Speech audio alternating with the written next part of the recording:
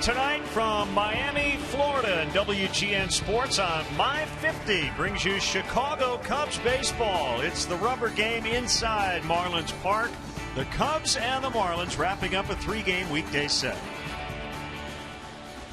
Great to have you with us. Along with Jim DeShays, I'm Len Casper. We're off to D.C. for the weekend for 4, then Detroit for 2. So it certainly would be nice to win this series. Cubs won on Monday.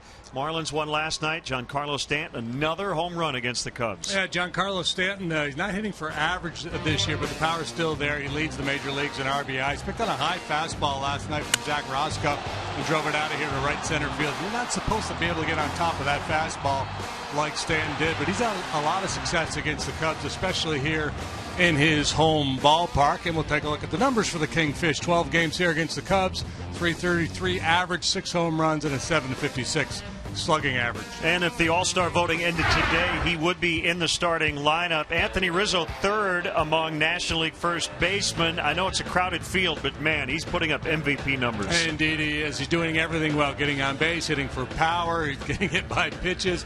He walks more than he strikes out. He's a guy who can steal a base for you. He's just a complete all-around player. When we come back, we'll talk about tonight's starting pitchers as the Cubs try to take 2 of 3 in this series. We have Cubs baseball coming up from Miami.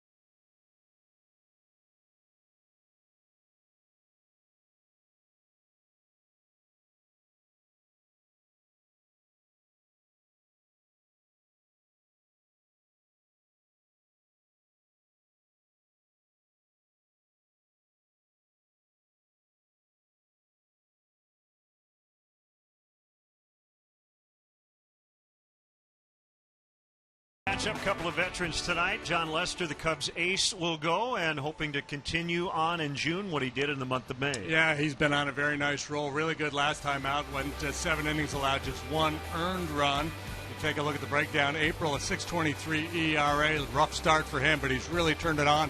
One quality start after another in May. He pitched to a .76 earned run average.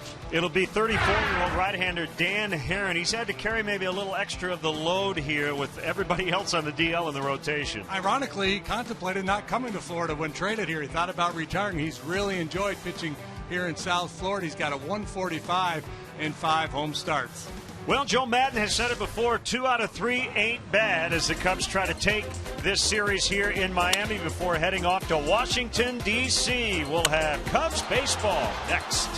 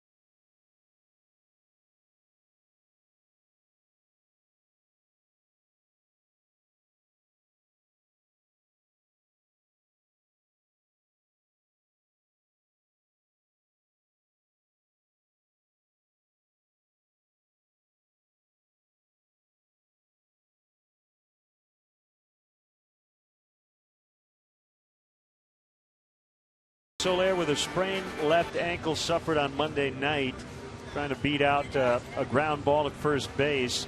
So he goes to the shelf. Mike Baxter actually had been sent to Iowa yesterday with Matt Caesar joining the roster. Well, because of the DL placement of Soler, Baxter never did leave and able to stay and is back on the 25-man roster. JD, that means we'll see a little more of Junior Lake here these next couple of weeks. Yeah, that's the nature of this game. One man's misfortune is another man's opportunity, and Junior Lake's going to get a chance to play on a regular basis here for a while. And so far, the early returns on Lake this year are pretty solid, including last night when he banged out a couple of doubles. So we'll see if he can take this opportunity and run with it.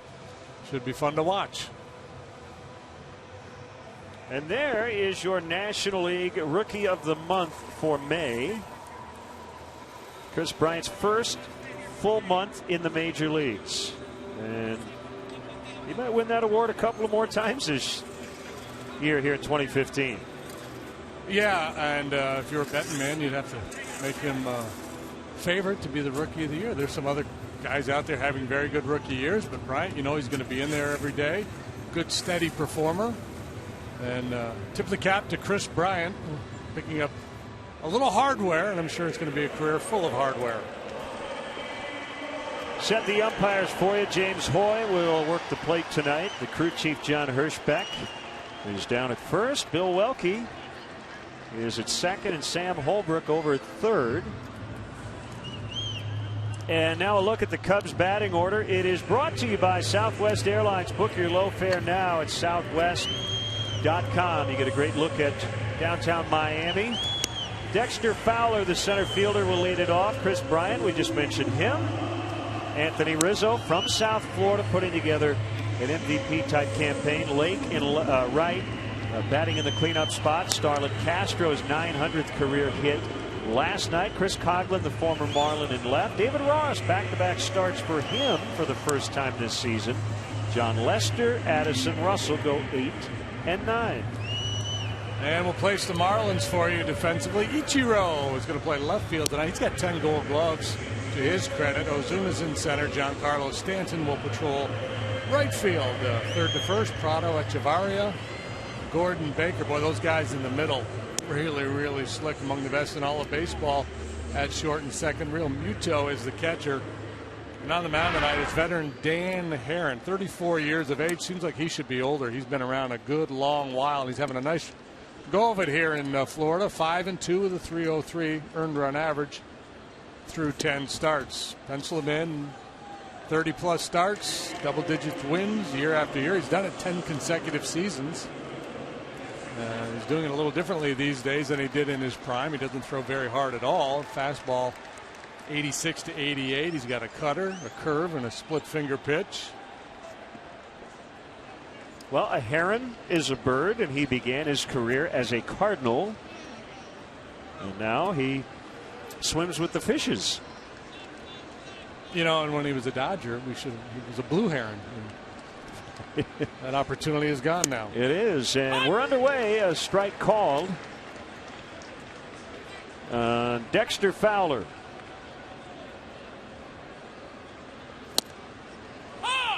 Cutter, sinker. First two pitches, both for strikes. Well, and that's been his calling card throughout his career. He's a strike thrower.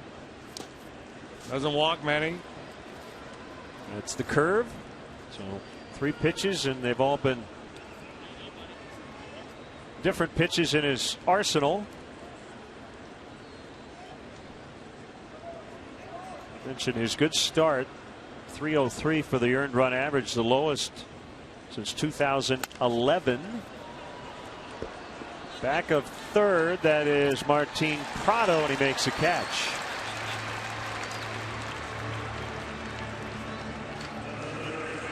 Yeah, Herron gets a lot of outs in the air, 5th most in terms of his fly ball rate in the league.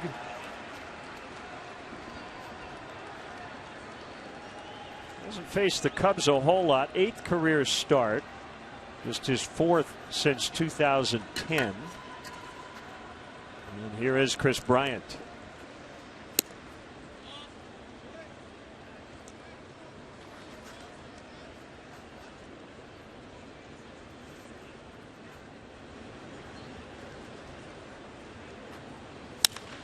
That ball driven high and deep, but it's going to stay in the yard. Ball carries a little better when the roof is open. Cubs hitters have not had that luxury, however, in this series. As he flies to Ozuna, 2 outs. Hey, Herron pretty aggressive with that fastball. If Bryant gets a couple of more of those to swing at tonight, he might knock one out there into the home run sculpture. Herron has allowed 10 home runs in 62 1/3. That's, again, it's a byproduct of his style of pitching. A fly ball pitcher. He'll work up in the zone with fastballs, try to get that cutter in on the hands of a left-handed hitter. If he doesn't get it in there, he's going to give up some damage. Rizzo straight up in the air. And that's caught by Echevarria. A very quick 1, 2, 3 on 7 pitches for Herron.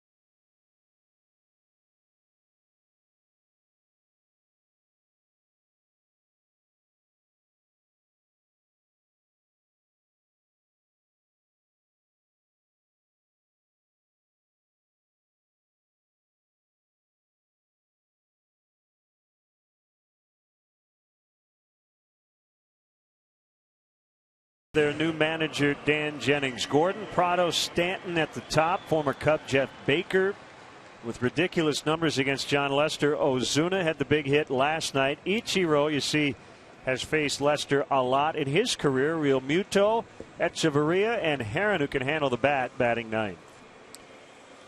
Cubs afield have Coghlan, Fowler, and Lake positioned in left center and right. Bryant, Castro, Russell, Rizzo on the infield. Castro made a couple sparkling plays last night. David Ross behind the plate and on the mound, 31-year-old left-hander John Lester. Hard luck loser last time out, so a 4-3 record now with a .330 earned run average, making his 11th start. And he has not faced the Marlins since they were the Florida Marlins back in 2009. 1 ball, no strikes on D. Gordon. Still leading the majors with his .367 batting average. And he bunts, and Lester will make the catch. Gordon was working on his bunts with Brett Butler before the game, but it did not pay off for him that time. Well, he had 6 bunt hits. That leads the major leagues. That was his 31st attempt at a bunt hit, and you know, it's twofold, right? Obviously, he's got great speed, and this is part of his game. And with John Lester and the throwing issues, I'm sure that was part of the conversation. Put a bunt down. You don't have to be that fine. See if Lester can make a play on you. But when it's popped up, no throw is needed.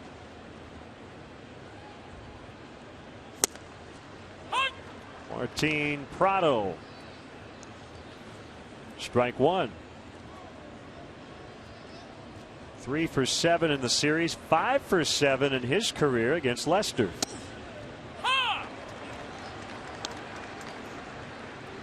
So we had hey, and then ha. Yeah, each strike has to have it, and then strike 3 would probably be a double. Ha!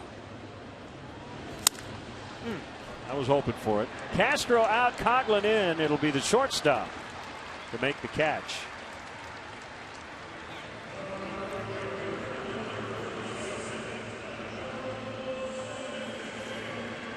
Seven straight quality starts for John Lester, dating back to April the 24th. He has only allowed, in his first 10 starts as a Cub, more than 3 earned runs one time. That was in his second outing of the year. Stanton hits a ground ball to Bryant. Well, let's see. Dan Herron, it took him 7 pitches. I think it only took Lester 6 to get out of the first inning. Team's playing like they got somewhere to go.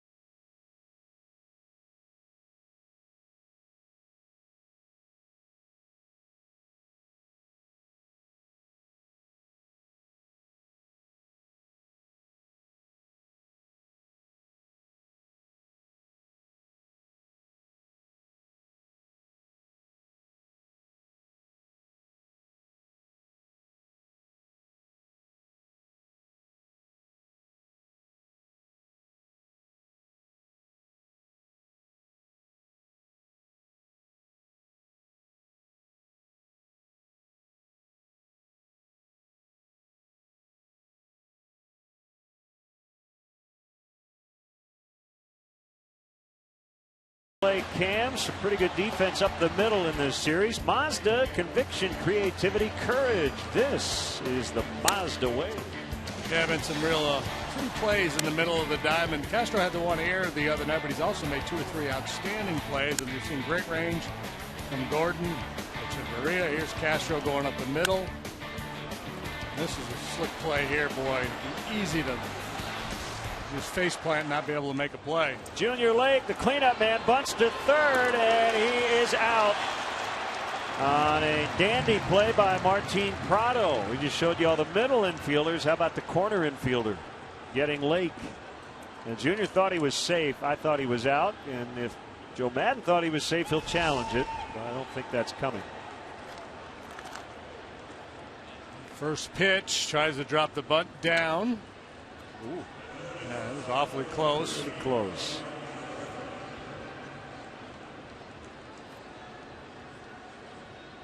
I think later in the game, Joe probably challenges that one. So that's what, 4 outs on 8 pitches for Heron?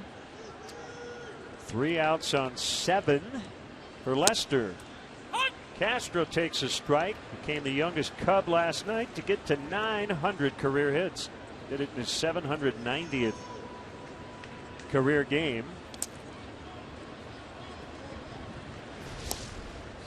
One more time, take a look at the play at first base. I would have been good regardless of the call. Either way, right? I mean, bang, bang. Yep. Starlin, 25 years, 2 months, 9 days old when he got to his 900th career hit.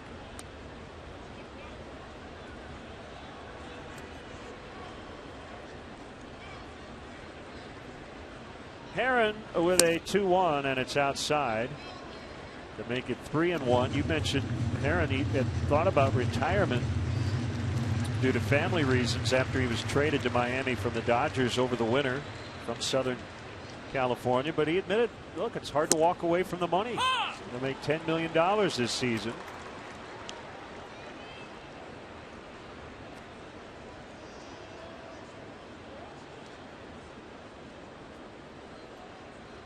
Is 3-2. A fly ball to fairly deep center, but it's caught by Ozuna.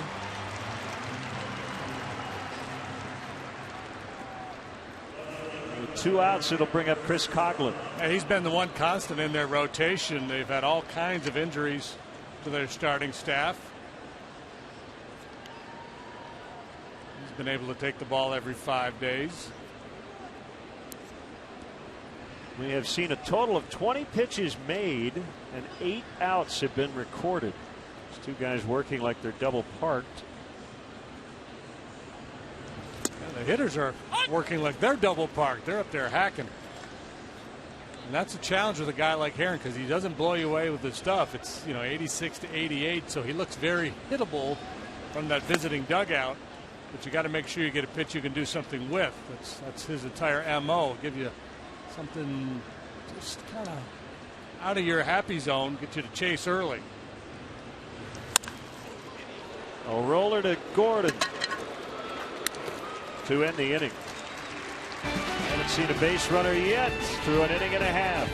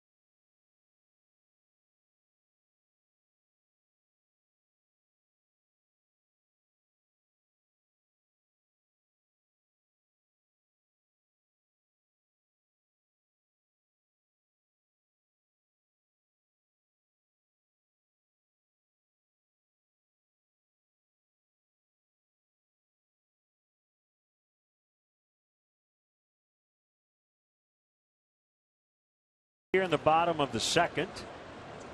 All-time series knotted up at 87 apiece. We'll see Miami at Wrigley Field, 4th of July weekend, the 3rd through the 5th. Pitcher strike from Lester to Jeff Baker. 7 out of 11 with a home run against the Cubs lefty. Baker was a Cub himself. From 09 to 2012, 283 games played. Versatile defensively.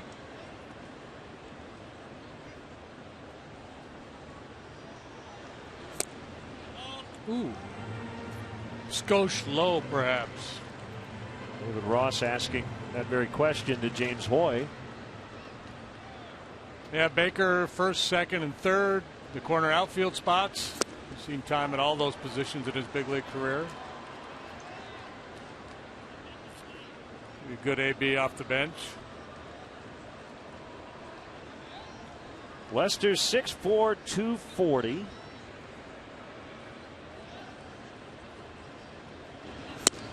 Got him on the outside edge. Yeah, there's that 2-syllable strike 3 call. First strikeout for John.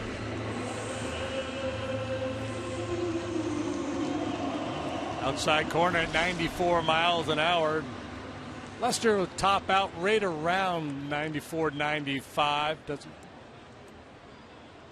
do that very often, but he'll sit comfortably around 92. Had a good heater last time out and used his curveball effectively in that start against the Nationals. He struck out 10 in 7 innings.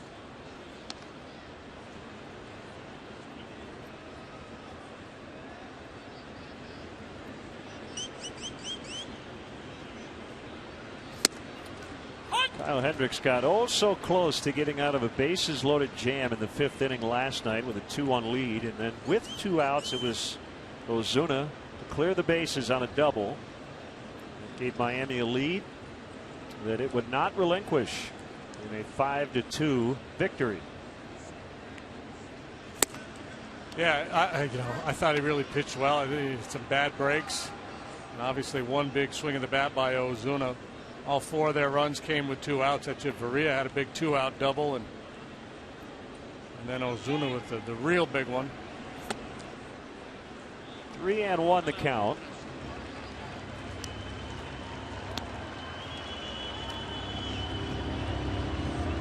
Talk so much about John Lester and how hard he works on every pitch, and you can see he's already putting on a good sweat. He's a good sweater. He's like Ted Stryker.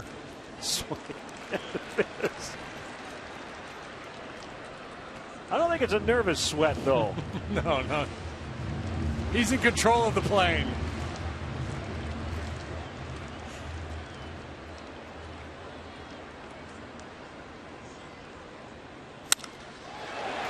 Line into center for the first hit of the ball game. Cub fans, if you want to manage along with Joe Madden, log on to WGNTV.com right now. Click on the WGN Sports Game Zone banner. Connect to all the up-to-the-minute stats and info on watching at home. Game Zone is sponsored by The Great Escape, pools, patio furniture, hot tubs, and more. Everything you need to have more fun at home this summer.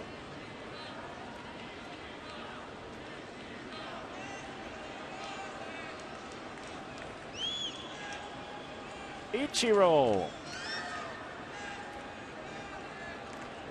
First year with Miami.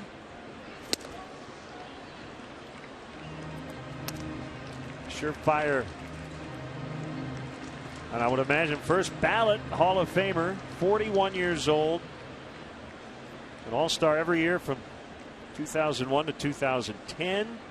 Gold Gloves each of those seasons. Was the MVP and Rookie of the Year as a 27-year-old with Seattle, 2001. Coughlin over, and he dives, and it gets away from him. And everybody's safe. He got a glove on it, just couldn't put it away, and that'll be a single for Ichiro, his 2,878th career hit. And you add his Japan numbers, 4,156 career hits. Here, just a little flare the other way. Coughlin gives chase. Looks like he's going to be able to secure the ball, but in baseball, the ground can cause a fumble.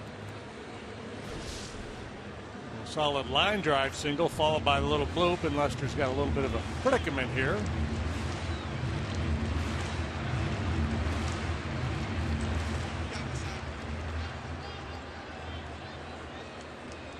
JT Realmuto, the catcher.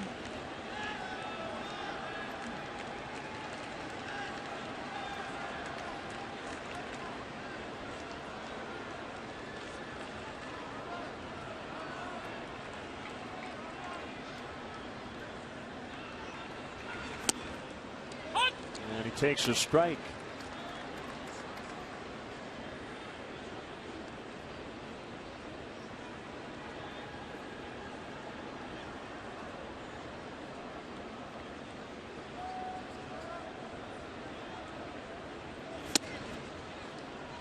Fastball at 93. Good get over curveball to get started here, and that's a pitch that Joe Madden was pushing for from Lester early in the year when John was having some struggles, wasn't commanding the cutter and the fastball all that well. Joe thought, well, mix in a few more curveballs, and I think John has bought in. He's thrown his curveball a little bit more, and it's a good weapon for him. And he's still going to rely heavily on that cutter.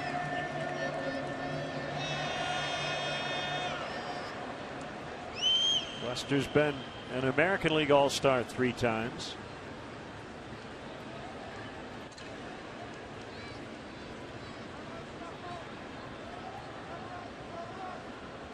Long pause and time called at the plate.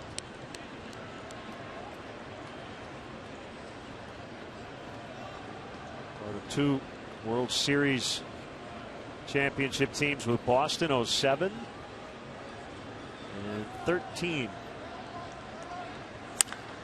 Rocketed foul to the pull side.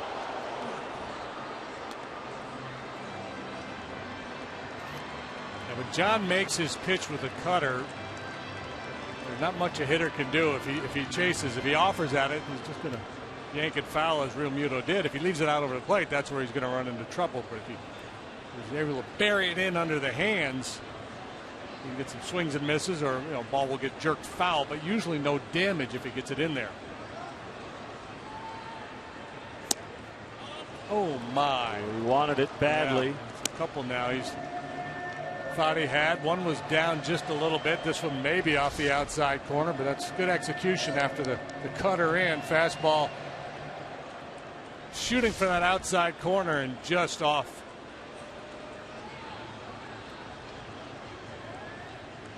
Two balls, 2 strikes. Inside move just to keep Ozuna honest at second. Makes you 2 World Series rings. Lester, 3 career starts in the World Series, 3 wins and an 0.43 earned run average.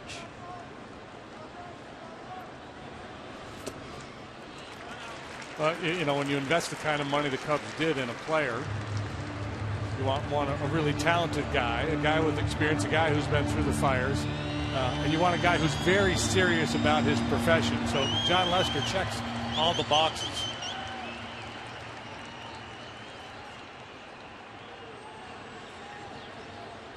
See how aggressive Dan Jennings is here.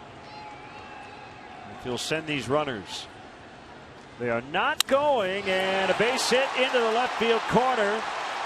Ozuna's going to come around to score. Realmuto is in standing with a double at second. It's 1-0 Miami.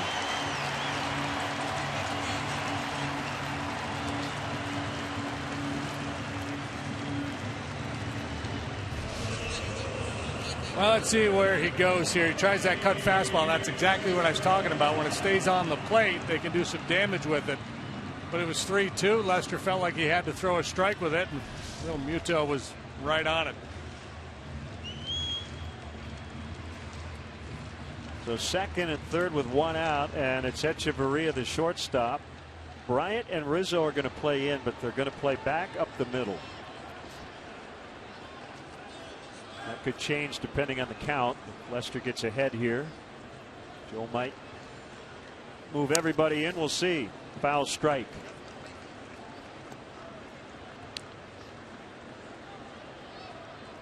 Outfield not very deep, particularly Fowler and Lake.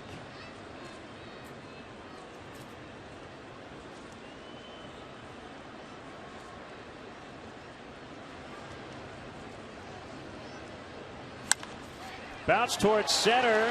Backhanded play, Russell. He's just going to hold on to it. Smart play. Key there just to keep that on the infield to make sure Real Muto couldn't score. Ichiro in. It's 2-0 on the infield single.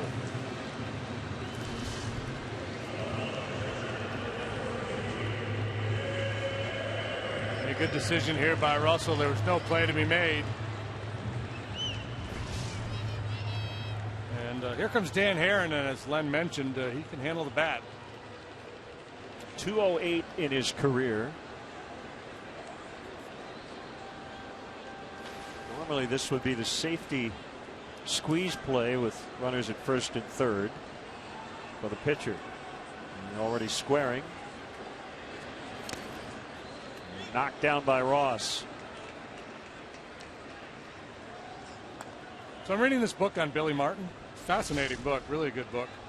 And Billy, you know, he knew every trick in the book, and one of his favorite plays in a situation like this was to buzz a guy's tower with a fastball and have a pickoff play on at third base. He said because whenever a fastball is up and in there, a guy's head, everybody just freezes. That's interesting. Yeah. And if you think about it, you know, when there's a one right up by a guy's head, it does kind of, everybody kind of locks up for a minute. And if you got a pickoff on him, the third baseman's going to the back because he knows the ball's not going to be put in play. Catcher comes up firing. This is not good. Here comes. It's more strategy. I thought maybe injury, but I'm sure this is strategy. Yeah. Joe Madden out. A rare non-pull visit.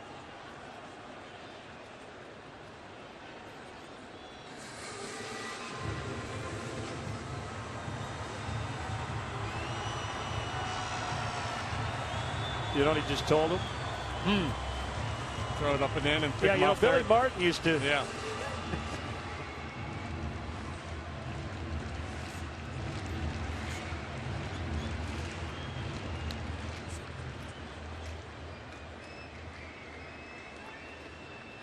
Well, the Marlins keep the bunt play on now that it's 2-0. You could just read Joe's lips. I think he said just get an out. Yep. Rizzo makes a catch. So they did get an out.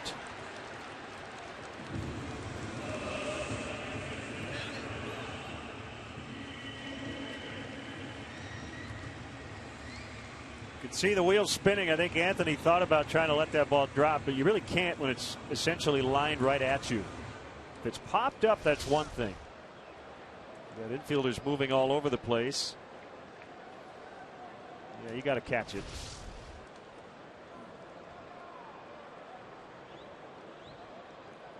Now Gordon. Watch for Echeverria to take off here.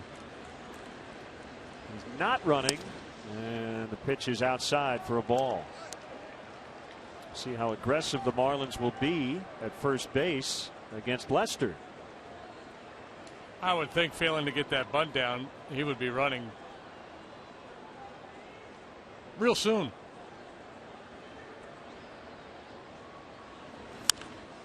But he's not. Talk about Gordon and the bunt hits. He leads the league, and he also leads Major League Baseball in infield hits with 23. Way beyond the next closest guy. You have to respect the bunt, so you tighten up at third base, and he's really good at just chopping that ball, slapping it the other way, trying to exploit that hole between third and short. Castro picks it up. Throw to first. In time. They're going to take a look. Hang on a second.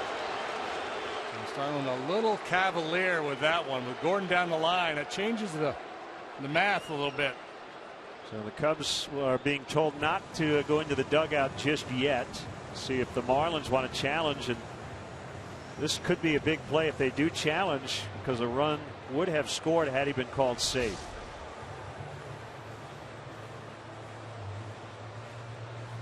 Similar to the like the play. one, yeah, the other one would be based on what we've seen, it would be hard to overturn it. It would be understandable with what's at stake here. A run scoring play that Jennings would ask for a review. Yeah, they're going to look at it. So the Marlins will challenge the call on the field, which was out, to end the inning. Well, it's funny, you watch a play and you see where the infielder's picking the ball up, you see where the base runner is, and your instincts kick in and you say out. And then you watch the end of the play with Gordon's speed, and it just, I guess he has what they would call good closing speed.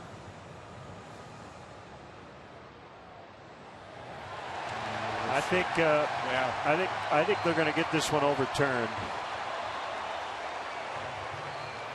It's tough to see on that angle, but they just showed one on the board here. It looked like his foot was on the base, but just before the ball got into the glove. Which means they're probably going to say call stands, because whatever we say, usually it's the opposite. It depends on the guy in New York. Yep. Well, that's a big one. Instead of 2-0, it's 3-0, and the inning continues.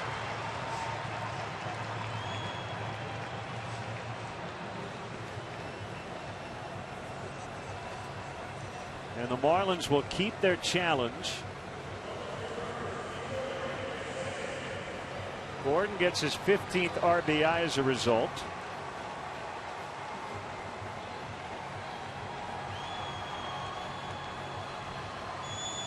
And it'll bring up Martin Prado, and I think Lester may get a couple of warm-up tosses here. He will.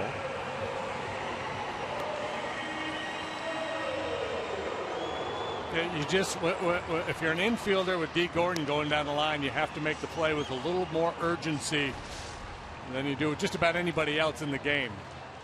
He and Billy Hamilton, game-changing speed. The difference between this play and the Lake play, well, there's a couple. Number one, Lake may have been safe, but we never got a definitive look that showed him safe. Number two, this was a run-scoring play to keep an inning alive, as opposed to the first batter of the second inning. So I think in both cases, each manager got their call right. Joe Madden not challenging, and Dan Jennings deciding to challenge. The other question I had, JD, and I don't know if we have another look, is where Russell was in relation to second base. Yeah, I didn't think that was a good. I didn't think at the time that second base was the play. Called strike. 0-2 now. Yeah, see, Russell's playing toward the pull side. Yeah, I mean, he got there, but you see where the base runner is, and that was a fairly long flip that Castro would have had to second base. So I think he made the right decision to go to first base. Again, I just think he should have been a little more aggressive coming after that ground ball. 1-2. Yeah, and Starlin himself has noted that almost 100% of his defensive issues come from not playing balls aggressively enough.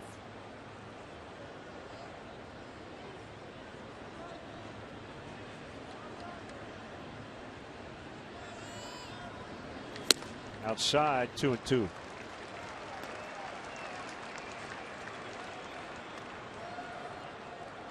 Boy, frustrating inning for Lester. Little bloop single by Azuke that just trickles out of the glove of Coughlin. Thought he had Real Muto punched down on a borderline fastball. Didn't get the call. Thought they had Gordon at first. Call overturned. And a base hit to right. Echeverria's trying to score. Lake dropped the ball. There will be no play at the plate, and it's 4-0.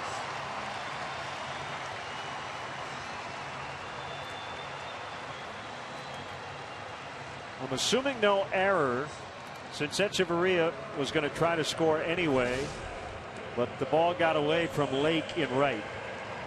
Well, they're going to say Gordon went to third on the error, so there will be an RBI single and an E9. So the Cubs defense not helping John Lester here in the second.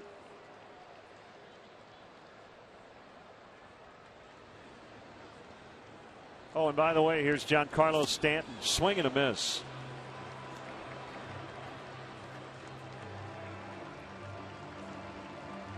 Stanton just 10 out of his last 59, hitting less than $180 over the last couple of weeks. But 5 of those 10 hits are home runs.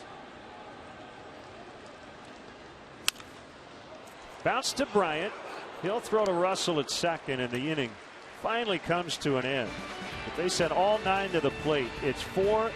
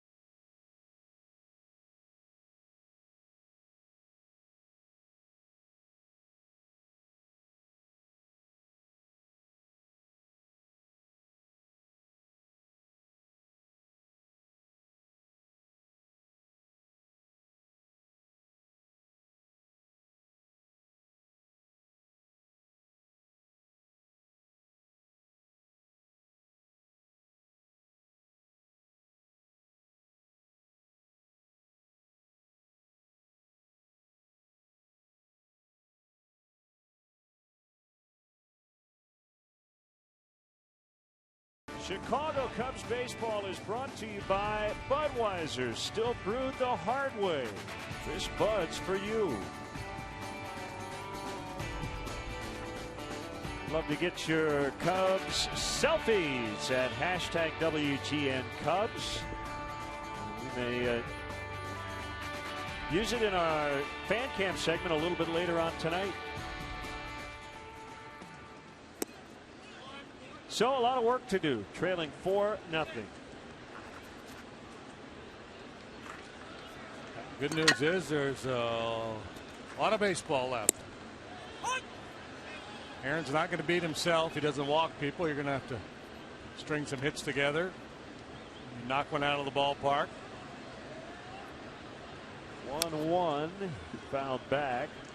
Arizona Diamondbacks have acquired former Cub Wellington Castillo. Welly on the move, huh? Seattle. Mark Trumbo, Vidal Nuno going the other way in a multiplayer deal in terms of 2 or more going to each team. As Ross bounces out. Hey, Cub fans, let's go. Summer's right around the corner. Things are heating up at Wrigley Field. Make your plans now to catch a game in the friendly confines. The Cubs are back home starting Thursday. That would be June 11th. 6-game homestand with the Reds and the Indians. Get your tickets at Cubs.com. All right, here's John Lester. 0 for 59 to start his career, and he swings at the first pitch, and a foul pop down the left field line. It's caught by Ichiro, so John now 0 for 60. So, yeah, record 0 for streak to start his career, but he's making contact. Yeah, and he probably should have taken a couple of pitches there just to make Heron work a little bit here. It's been so easy for him.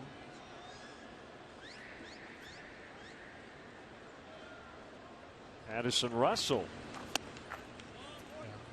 Ball 1. Free strike for Heron, who is a strike thrower, but he couldn't find the zone there. Russell was going to be taking all the way after 2 quick outs. And a base hit. Center field, Addison Russell with the Cubs' first hit of the night.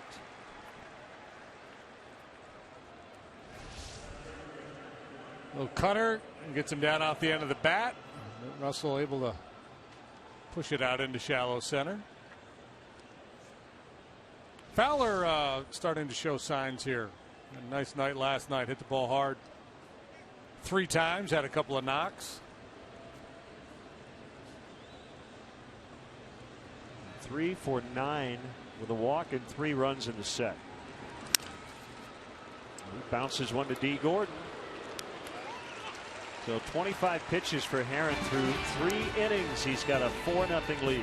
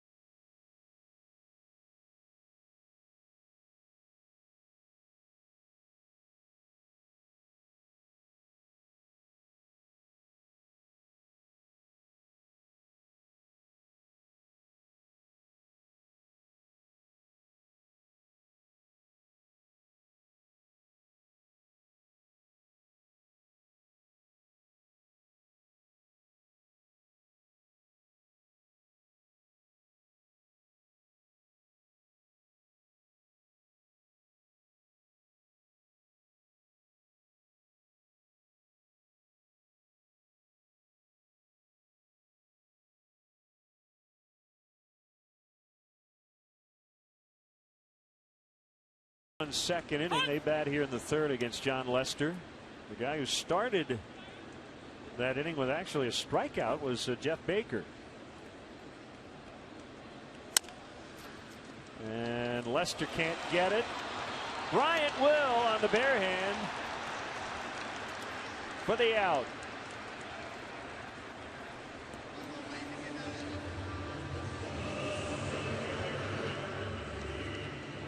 Check out our Xfinity Speed Replay, brought to you by Xfinity, your home for the most live sports.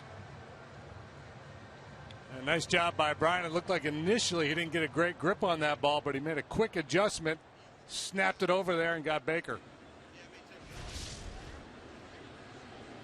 Now Ozuna, 1 for 1.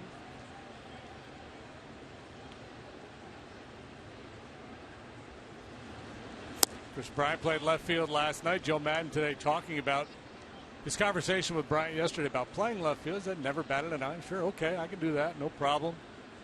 Whatever you need me to do.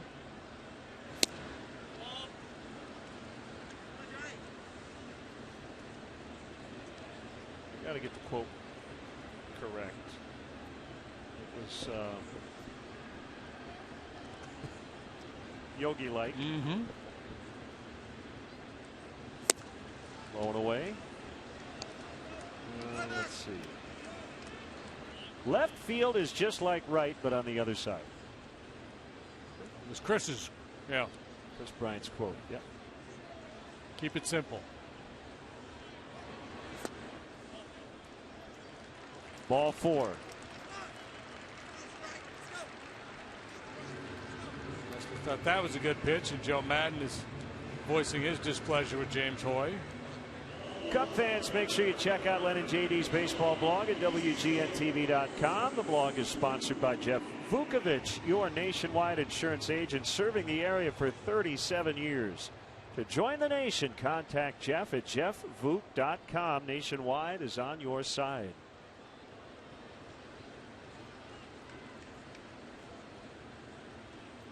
First walk of the ball game. And here's Ichiro. Called strike. Lester wanted this final pitch to Ozuna. He didn't hit his spot. Ross had to reach back across his body to catch him. So it's tough to get the call when that happens. It appeared to be in the strike zone. So Ichiro, that rookie year you talked about when he was the MVP and the Rookie of the Year, became just the second player to do that. Freddie Lynn did it in 1975. He had 242 hits that year. In 2004, he set the single season record with 262 base hits. Hit 372 that season. 2004. And a cannon for an arm out there in right field. Started his major league career at the age of 27. You see where he ranks among active players, closing in on 500 stolen bases. Doesn't walk a lot, doesn't strike out much. As he wildly flails at that pitch, but never been really about style points for him. He just finds a way to put the bat on the ball and find an open area. His home run season 2005 when he hit 15.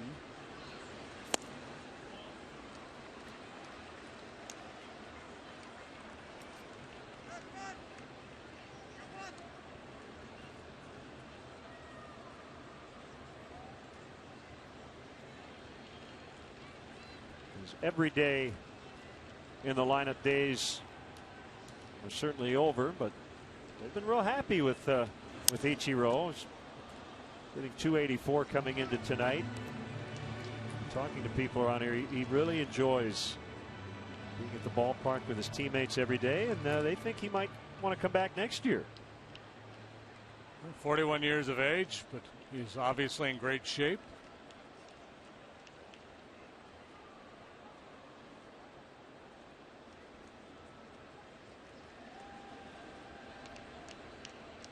Runner goes on the 3-2, lifted in the air, center field. Fowler drifting back.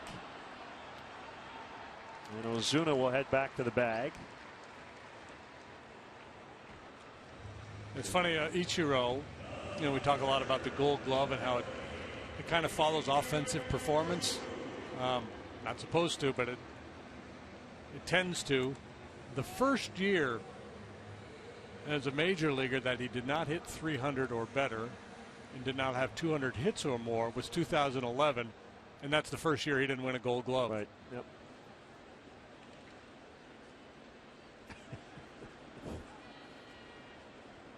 Yeah, just coincidence that it was his worst offensive year to start his career, and he lost out on the Gold Glove.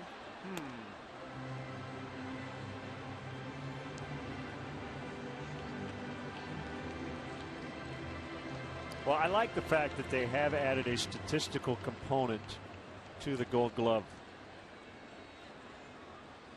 awards, because you don't see everybody in the league. How are you supposed to figure out the best defender when you may only see a guy 5 or 6 games? Yeah, I think what a lot of guys would do would just they'd look at a stat sheet and see who's committed the fewest errors and say, okay, he's the guy. And then once a player gets a reputation, it's almost like the heavyweight champion. You got to knock him out. Once guys start winning, they tend to pile them up.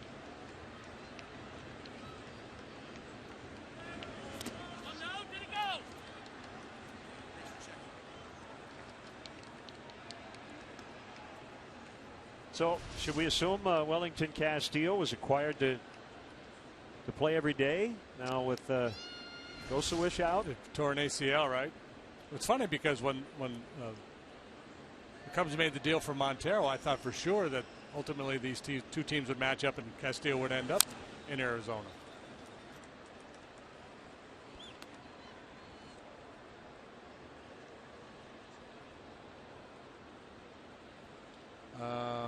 They got the guy, the Saltalamacchia over there now, and Pacheco on their roster. Pacheco, though, is kind of a super utility guy. Can play a few other spots.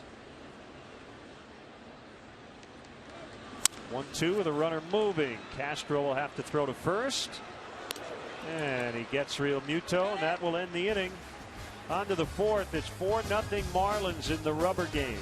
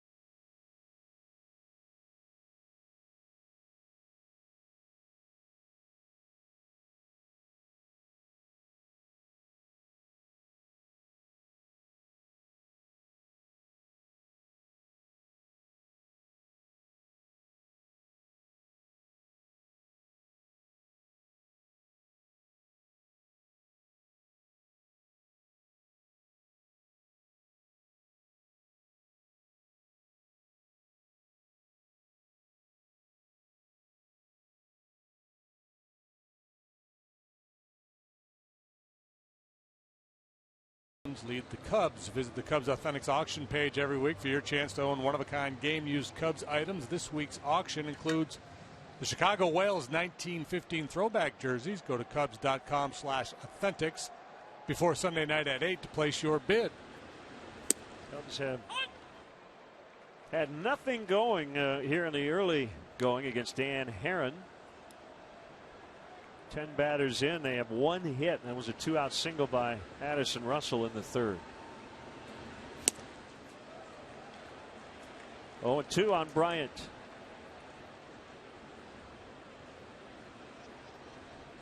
We head to Washington, D.C. after this one. Nationals trailing in the fourth to the Blue Jays 5-0 tonight at Nationals Park. It'll be a 4-game set. Now that ball was foul, but it wasn't foul by much. Did you notice Martin Prado didn't move at all? I don't know if he didn't get a good look at that ball off the bat or what. It was only fouled by about a foot. That was weird. He just knew it was going to be foul. Well, you better be right. 1-2.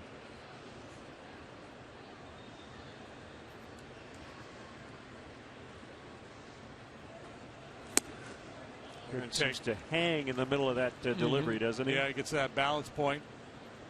There's a little bit of hesitation that could create a little timing issue for the hitter, especially the first time you see him. Cubs have dropped to third in the division. St. Louis a winner 7-4 over Milwaukee. So the Cubs now 6.5 back. The Pirates just swept the Giants in San Francisco, a 5-2 winner today. So right now the Pirates are a half game ahead of the Cubs for second. Pirates have played very good baseball for a pretty good stretch now. 29-24. The Cubs are 27-23. 3-2 to Bryant. He got him. That is his first strikeout. He hasn't worked many deep counts.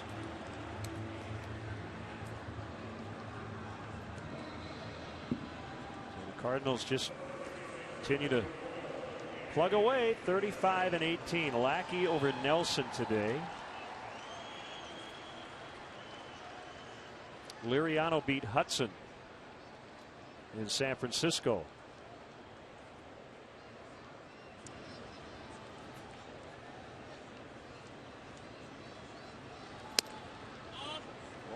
3-1 to Rizzo. So the Cubs record 27-23. That is an 8-game improvement from last year through 50 games.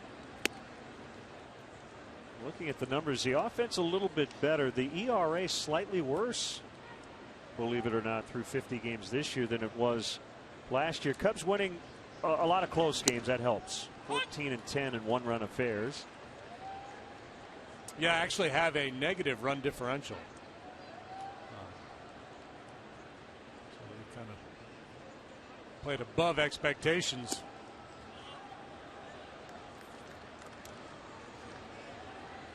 Three and one to Rizzo. Lake on deck. Jorge Soler placed on the 15-day DL before the ball game. And a sprained left ankle.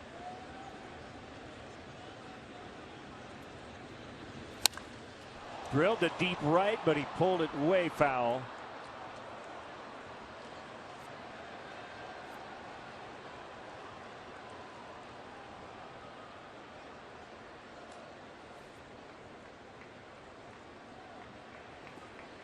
Sets up a 3-2. Left center. And it's going to drop. It looked like Ichiro was going to make the catch, but he peeled away, and that'll be a double for Rizzo. The game looks a lot easier upstairs than it does on the field, no doubt. But as that ball was slicing toward the left fielder, I'm thinking there's no way Ozuna's going to catch it, and Ichiro just kind of gave way. Yeah, I think they both kind of assumed somebody else was going to make a play here. Ozuna originally had a beat on it, and then he kind of breaks down. Suzuki peels off. Rizzo has a double. Let's catch a little bit of a break. Now Lake tried to bunt his way on in the second inning.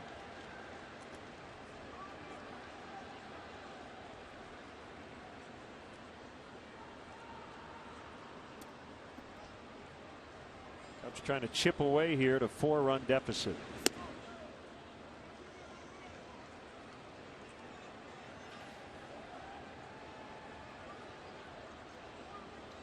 Make sure you don't lean over the railing. Beware of objects leaving the field. Keep your hands inside the roller coaster at all times.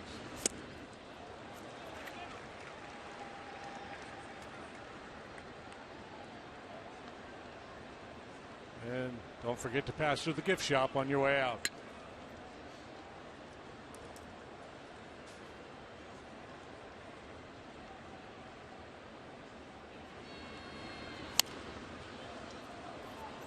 Right on cue. Be careful. Just about everything from Heron has movement.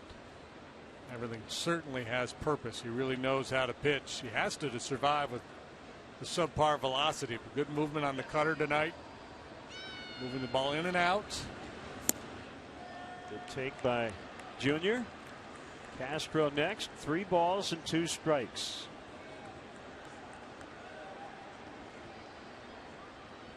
Aaron's from Southern California. Went to Pepperdine in Malibu.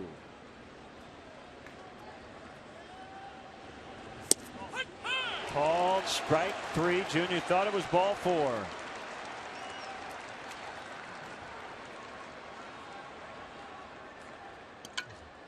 Tad bit of irony in this, in that last year Junior Lake would have been flailing away at just about anything there on 3-2.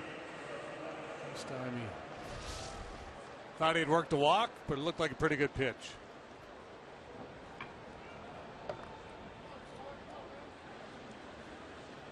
Castro fly to center in the second. Rizzo in scoring position with 2 outs. Anthony and Starlin have both started every game this year. 51 and counting.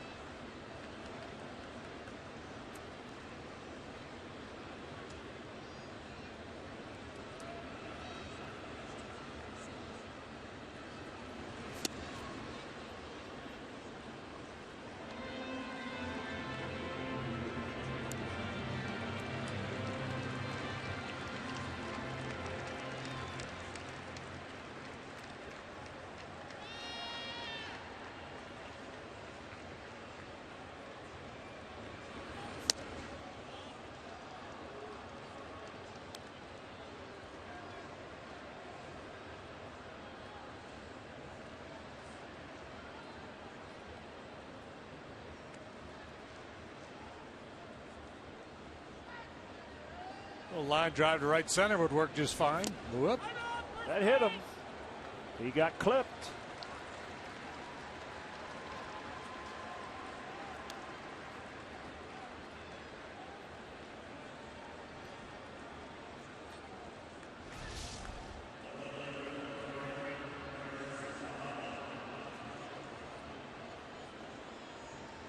What do you think? Maybe some intent, given the home run trot the other night? One of those, I got a base open anyway. Hate to put a base runner on with a 4-run lead. My guess is no. I always guess no, but that wasn't the first one he threw in that sequence.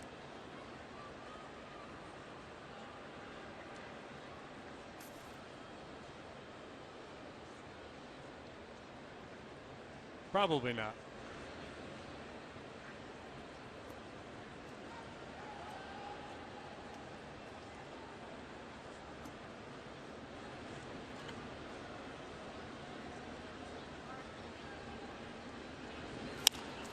On the ground, it's the first baseman Baker to take it unassisted. The Cubs strand a couple.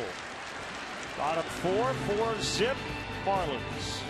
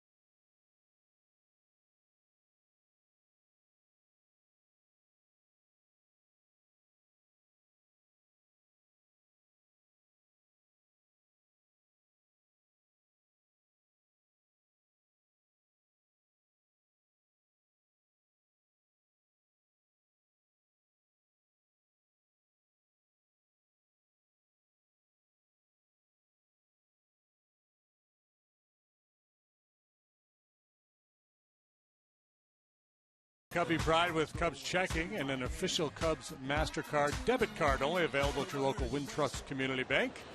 Go to wintrust.com/Cubs to learn more. Member FDIC. One attempt by Echeverria went foul.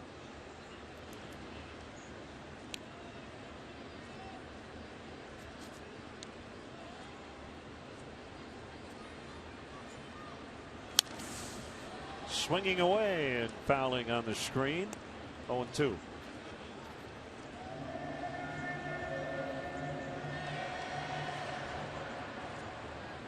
Marlins got all 4 of their runs in the second inning.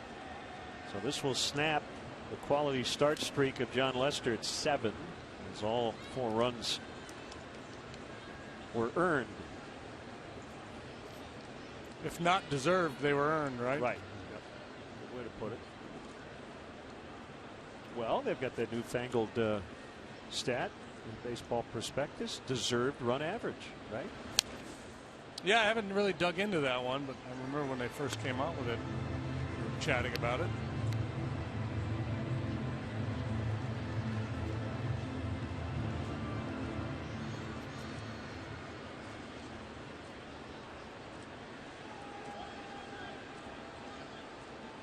1-2. Big leg kick by the lefty, and the curveball is low and in. It's 2-2. Herron is on deck. That has more to do with just the expected number of runs you would give up given the number of hits, walks, home runs, base runners. Not play should have been made behind you. Should have gotten off the hook. Right? Am I right on that? I don't know about that. It's pretty detailed. Line drive out. Fowler makes the catch. I don't know the answer. Yeah, it's kind of next level beyond the yes. FIP. Hey, the Newborn Fan Club is the perfect gift to showcase what it means to be a Cub for life. Receive a customized photo of the Wrigley Field marquee, a Cubs birth certificate, baby stocking cap, and a Rookie of the Year onesie. Visit Cubs.com/kids today. Now, having said all that, he gave up some hits in that inning. He gave up 5 hits. Yeah. So even if you take away the D. Gordon hit to Castro, I think John would tell you, yeah, I got to wear that. Yeah, but I'm wondering if do they dig in a little bit, even like hard contact, soft contact, things of that nature? Because you think about the little pop up Ichiro hit to left. He made a good pitch. He got weak contact. Got a bad break. Right.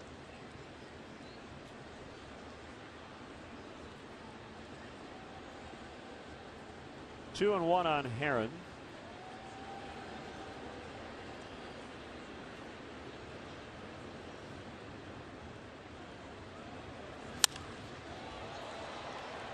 Blake was playing pretty shallow.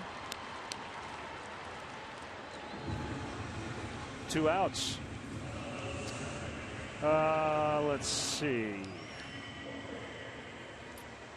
They've adjusted for the average effect of factors beyond the pitcher's control. So factors including the overall friendliness of the stadium to run scoring, handedness of the batter, catcher and umpire. Wow. So quality of the defense on the field for each individual play, the temperature of the game at the opening pitch, run expectancy of each play. I mean, it's pretty detailed. They're digging in. Yeah, they're going real deep. Really, these people, they should be out curing cancer or world hunger or something.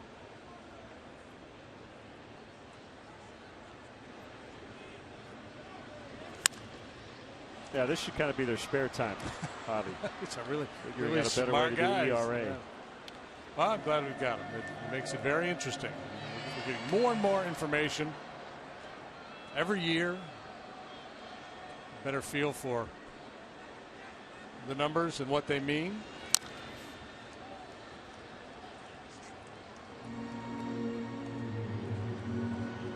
Well, I know defensively, they're trying to improve the way they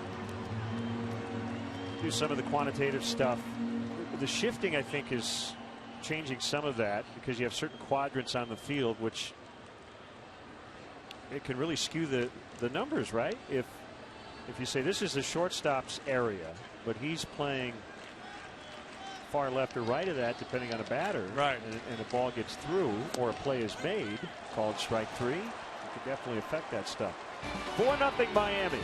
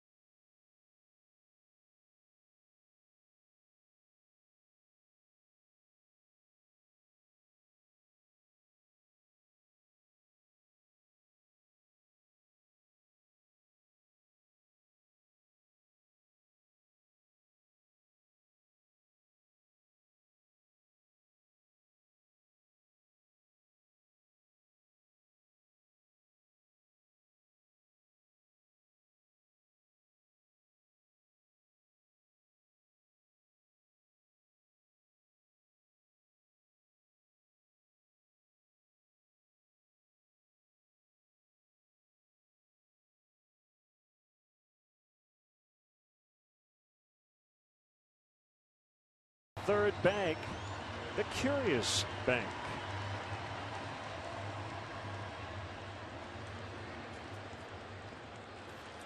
Cubs are down 4-0 to Dan Herron, the Miami Marlins.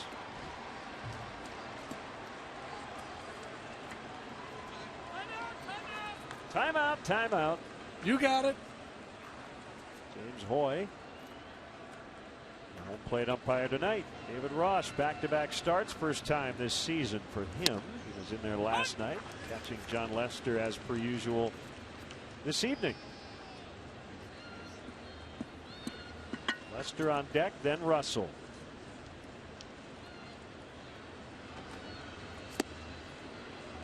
Curve, cut and a miss. So Dan Herron is on Twitter, and you know what his handle is? At, you can take a guess if you'd like. At, I could trade it all the time, Herron. Echeverria makes a play. No, it's way better than that. At I throw 88. I like it. 88 tops is his description of himself. Yeah, you know, he could probably get a little more than that, but he's trying to put movement on every pitch. And he was never a flamethrower. Back in the day, he would have been more 92, 93.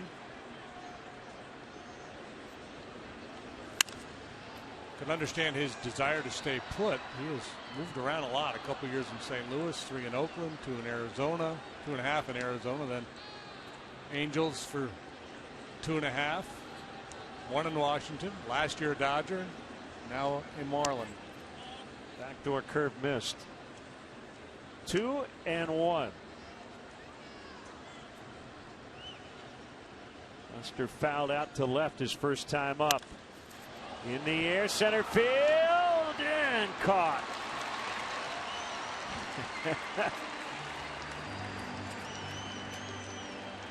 There's a guy down Somebody's got here. a trip or something, Yeah, right? well, there's a guy down here with a Lester-o-meter sign, like the old Shawna-meter sign, wanting to turn those numbers when John gets his first knock. Couldn't Ozuna just trip over his shoelace there and let that one fall in? So 0 for 61.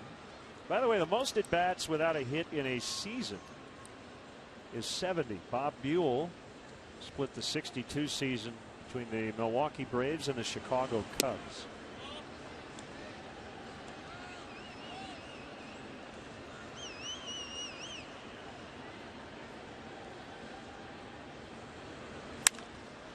Another line shot. This one's going to fall. See, Lester hit it too well. Hit it too far. You got to do what the regular hitters do, John. Got to hit it lower. There's a Lester meter. Lester-o-meter. Laugh or cry, I guess. Russell, by the way, 2 for 2.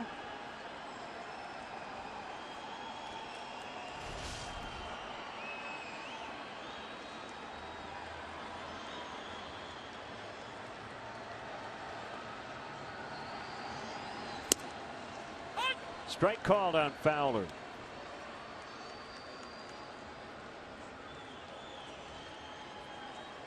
Mentioned Herron. He's around the plate. He will give up home runs. Cubs trailing by 4. You feel like they're going to need to hit a couple tonight. And that'll do it. Fowler fouls out to Prado. Bottom 5. Still 4-zip.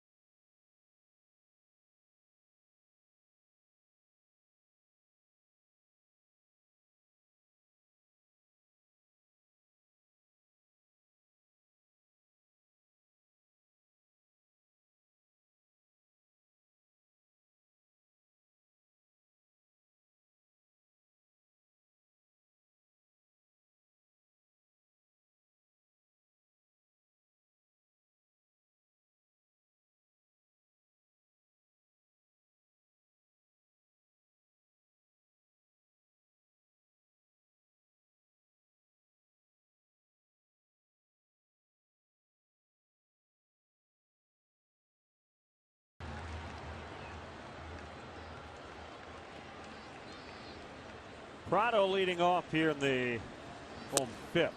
Ball one low.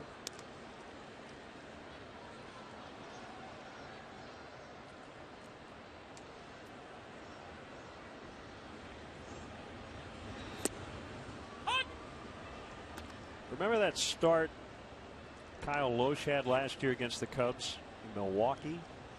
Might have been like around mid-August. I think it was a 3-hit shutout. Reminds me a lot of Herron tonight. Give you that placing the ball wherever he wants. Yeah. The Budweiser bleachers have made their debut. The enhanced bleachers have a new look and feel with additional amenities, more group spaces. That's always fun. Tickets are on sale now. Visit Cubs.com/bleachers to buy tickets and learn more about the new spaces and concessions as they become available over the next weeks and months. And you'd know better than I, but when you aren't getting anything done against a guy like Herron, who doesn't throw particularly hard, I have to believe that it's extra frustrating. It's one thing to have a guy throwing 98 and just blowing everybody away and go back to the dugout going, I don't know what we're going to do here. When you feel like you have no chance, there's not a whole lot you can do it. When you see a guy who's topping out at 87 miles an hour, you're pretty comfortable in the batter's box, and you just grow frustrated when you're not able to square the ball up against him.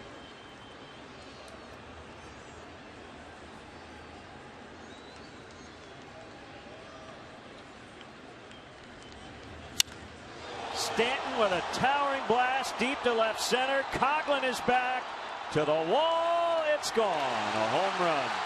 Number 17 for Giancarlo Stanton. My goodness. That was a massive home run. To hit the ball that far, that high, very few can do it.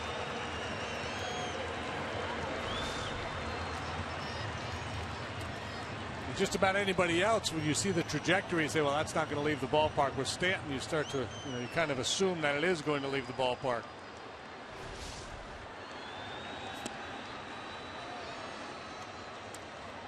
Eighth home run allowed by John Lester this year. 7 of them have been solo shots.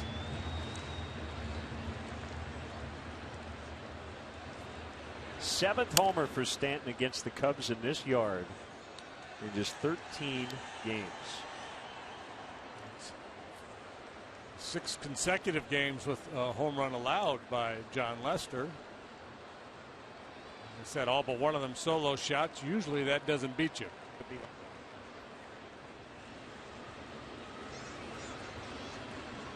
0-2 to Baker. That hit a ton. If it's fair, it's gone, and it is. They go back to back. And Jeff Baker is 8 for 14 lifetime now against John Lester. 6-0.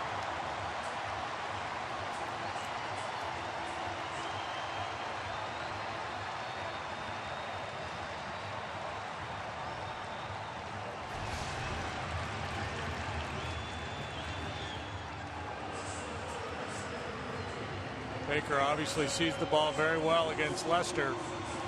That's the problem. You have that one big inning against you early, and you have to be near perfect the rest of the way to stay in the game. Back-to-back home runs after the 4 spot in the second, and the Marlins lead by a touchdown. Lester is fuming, and Ross is going to go out and try to talk him off the ledge here.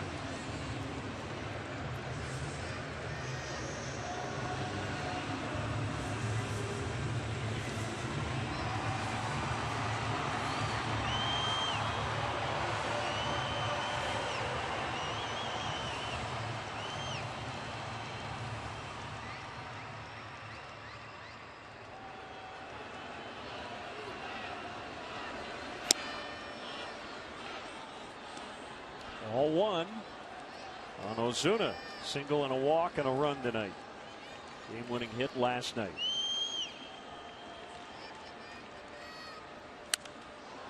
Right field trouble. Lake back off the wall. They nearly went back to back to back. It's a double.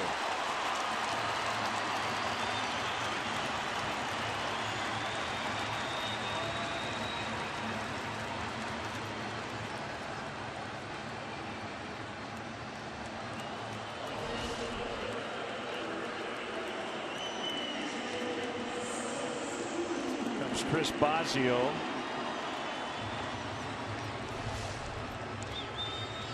Edwin Jackson up with some urgency out in the Cubs bullpen.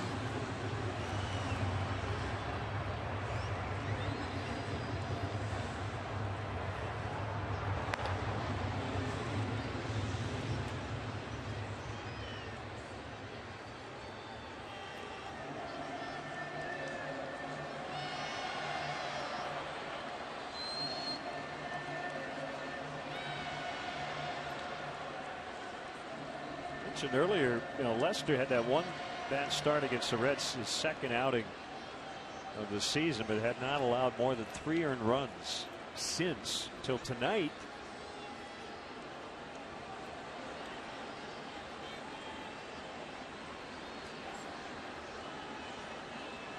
He had pitched exactly 7 innings in 5 of his previous 6 starts. Whittled his ERA all the way down to 3.30 going into this one. Well, it's twofold. You haven't done anything offensively against Herron, and it's been an off night for Lester.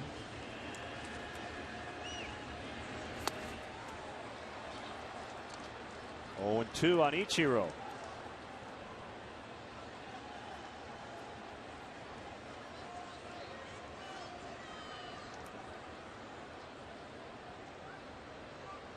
It's got to be one determination for a Hall of Famer, right? You never use a guy's last name. He's Ichiro. Yeah. I never say Suzuki. Right. It's Ichiro. I said Suzuki earlier just because I wanted to, but yeah, he's Ichiro. There you go. Come on. That's a Hall of Famer right there, folks. It's like Prince.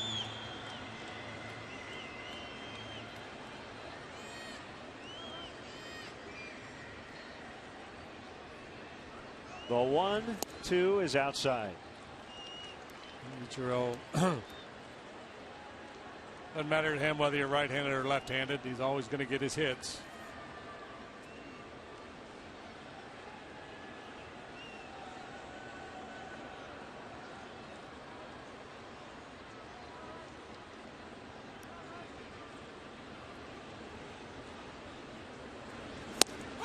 Called strike 3 for the out. The 3 for Lester. They've all been looking. Pretty much right down the middle at the knees.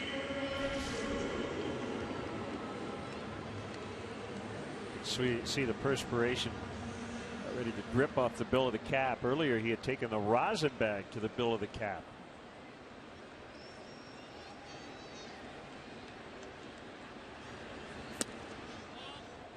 Ball 1 on Real Muto. Go ahead RBI double in the second.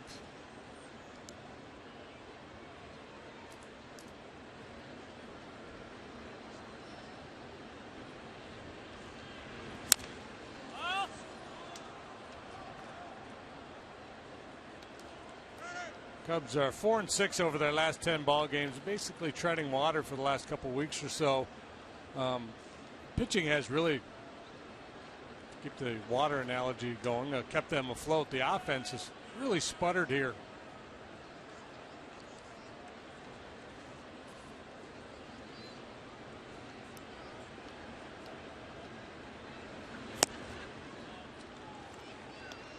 Three runs or fewer in 10 of their last 14 ball games.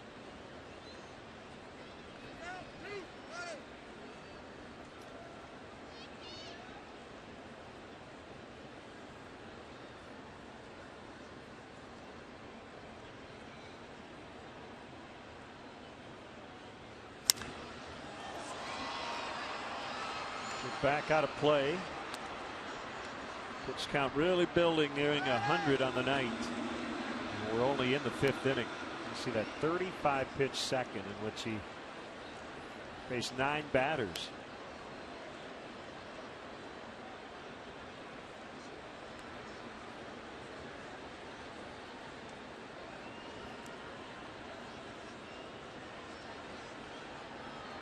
Zuna at second. The 2-2 pitch. It's full 3-2.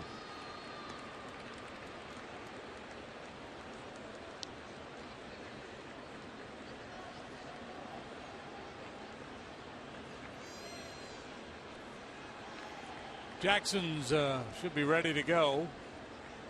One way or another, this is likely Lester's last hitter. He got him to end the inning. Back-to-back homers, Stanton and Baker, and it's now 6-0.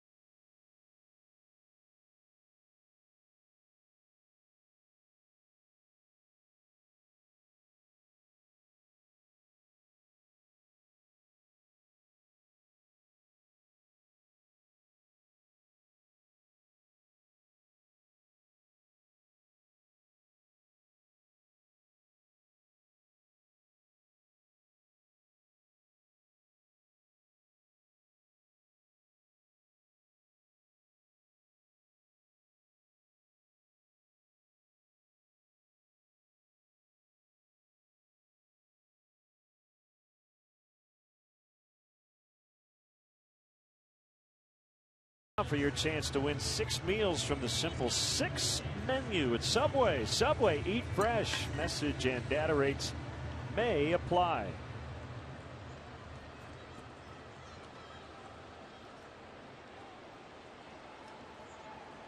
Couple of homers back to back. Stanton and Baker off John Lester. Cubs are down 6. And low for ball 1 on Chris Bryant, reigning National League Rookie of the Month. That'll start doing some damage if you're going to get back into this game.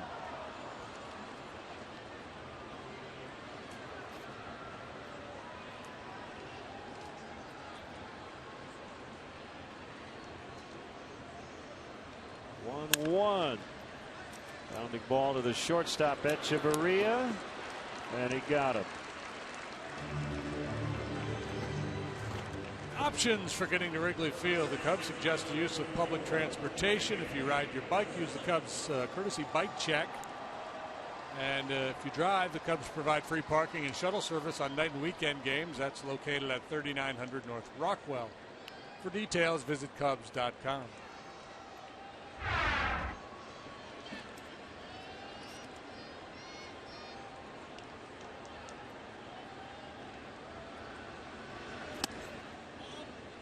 Ball 1 on Rizzo.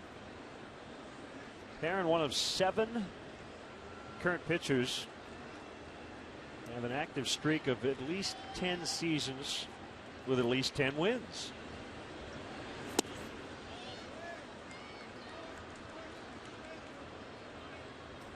Had a stretch earlier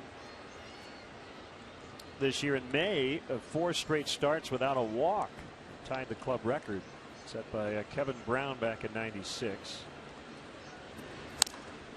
Nobody's made more starts or pitched more innings since 2005 among active starters. Good, solid starting pitcher for a long time. 147 career wins against 124 losses with a 375 career earned run average.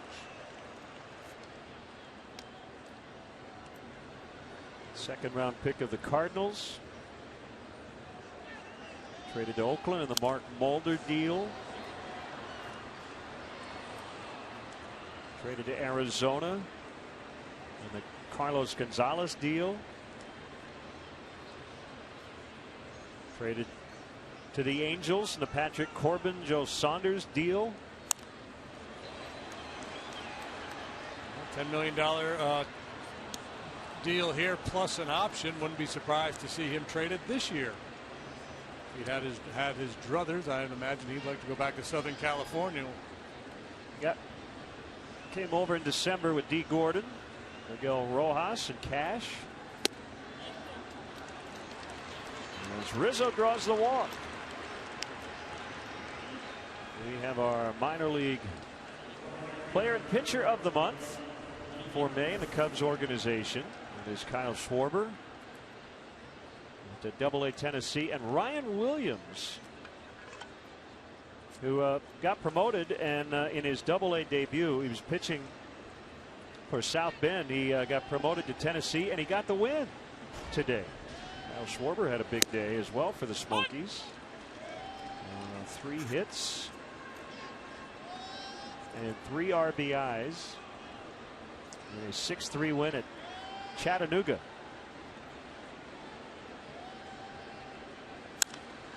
Deep drive to left. Junior Lake gets the Cubs on the board. It's gone. That's exactly what we were talking about. Somebody's going to need to pop one here to make this interesting. It's a 2-run home run for Lake. Cubs down 4 now in the 6th. Rizzo works the walk. And Real Muto giving it to Junior Lake, who took a long time staring at that one. We had it with Castro here the other night. The Marlins bench has already cleared. The Cubs starting to come onto the field. Lake waving his arms. Bullpens are emptying. I don't think anything will come of this. And there's a lot of debate around the game about what is good etiquette, or whatever terminology you want to use in terms of showboating home runs, the slow jogs, things of that nature. And whether you like it or not, you have to understand that if you do it, there's a chance that somebody's going to take umbrage, and one of your teammates might get a fastball in the ribs, or you might get one. So I guess, you know, do it at your own risk. Chris Bryant, when Kelly interviewed him on the homestand, he's talking about his home run. She asked him how far it went, and he said, I don't know, I just run around the bases, I don't watch them. Both teams heading back to their respective dugouts and bullpens, and the umpires discussing whether or not somebody needs to be disciplined. I don't think I saw any punches thrown. No, and they probably just issue warnings. Junior, he got a nice piece of it. Long look, the bat flip. Again, it's just, you know, it's showmanship.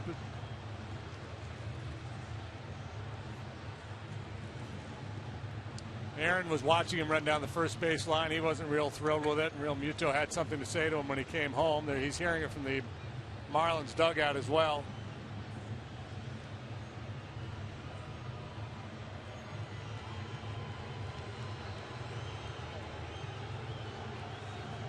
Like Real Muto had said something to Rizzo about it, and Anthony kind of was just, yeah, whatever.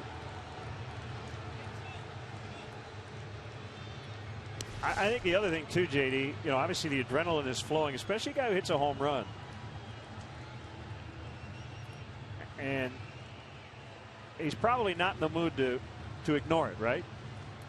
If you're Junior Lake. Right. Most guys are going to respond, I guess my point is. Yeah, I'm not placing blame on anybody, but if you just hit a home run, you're feeling pretty good about yourself, and the catcher's telling you, hey, you know, run next time. Yeah. You're probably most likely to stop and say, excuse me? And then we saw what resulted. We talked to Joe about it the other day, and I know the media asked him about Starlin's slow trot, and he said it's superficial. Right. And Joe basically said, I don't worry about that kind of stuff. Right, and you know, and he said if Giancarlo Stanton hit a home run and stared at it and took a long run around the bases, it wouldn't bother him. But the bottom line is, it does bother some people. So you have to, if you're going to do it, you have to realize there's a chance that there's going to be repercussions. And then the question is it worth it? Yep. Good swing of the bat, though. You see, they're up on the railing. They're getting after him. Not a lot of things have gone well for this Marlin club this year, so why give them any reason to dial up the heat? Strike called on Castro.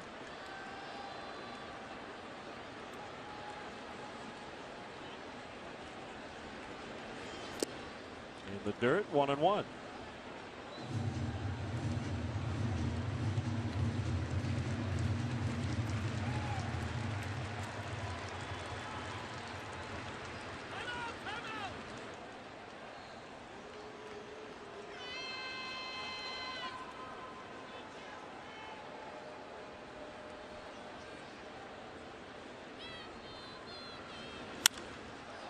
Fly ball will hit deep to center. Ozuna's back on this one, and it's off the wall. Castro now around second, on his way to third. He's got a triple.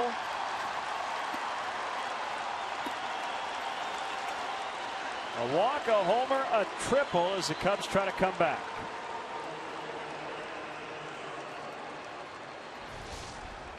Castro busting it out of the box. Drives that ball to deep center field. He's peeking back over his shoulder at the ball out in center field. It's kind of awkward going around second base. Ultimately didn't cost him.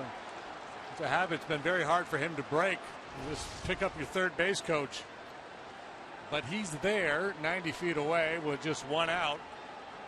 Here comes Chuck Hernandez. Now Gordon Whitmire from the Sun-Times just tweeted, I didn't notice that Jose Fernandez, who's currently on the Marlins DL, did jump over the dugout railing to head into the discussion. Yeah, that's usually that's a no-no, right? Yeah. If in fact true, we could be getting a call from MLB.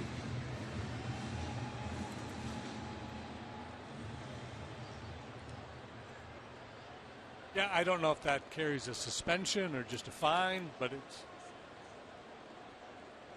against the rules. There's Coughlin, only one out. Still jawing.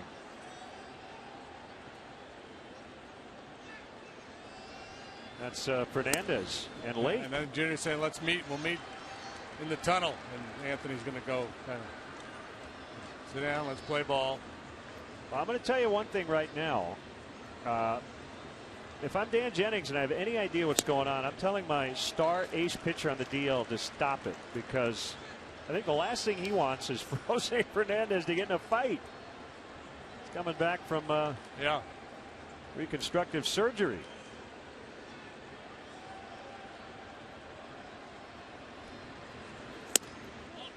Ball 4. How about this inning?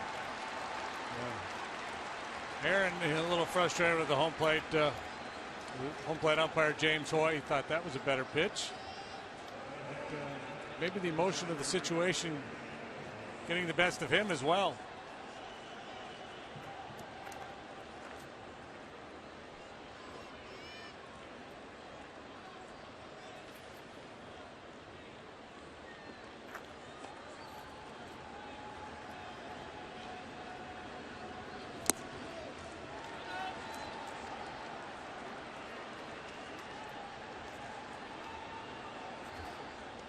You got a big hockey game going on across the state. Who expected the fight to be in the baseball game? The gloves have been dropped here in Miami. The pitch to Ross. It's a strike. Boy, at the least here, you really got to get this guy in from third.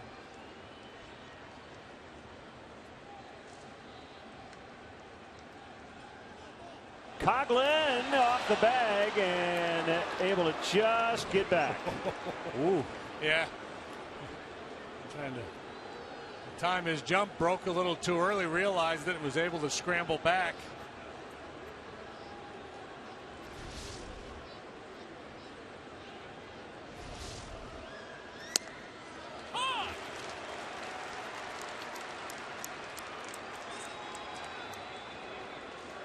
Ross has hit the ball on the ground twice tonight. Not a speedy guy, so you can understand why Joe Madden would want to see Coughlin in motion just to stay out of a double play. Didn't Jose Fernandez get involved with the Braves after he had his first career homer? Didn't he and Brian McCann Brian maybe McCann get into it?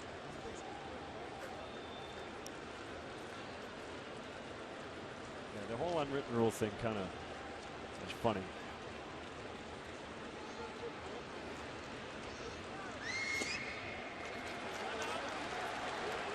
Full count, 3-2. If our guy does it, it's fine. If your guy does it, you're insulting us.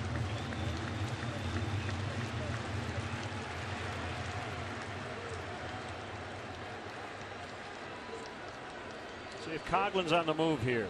He is fouled back. Yeah, you want to stay out of a double play here. Gotta grab that extra run.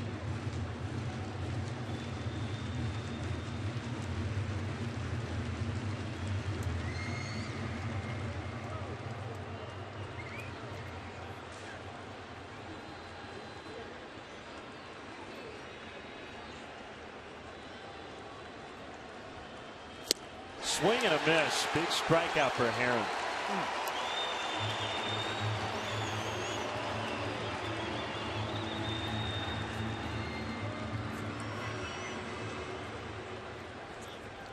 And Mike Baxter was on deck, but it's going to be Matt Caesar for Lester instead.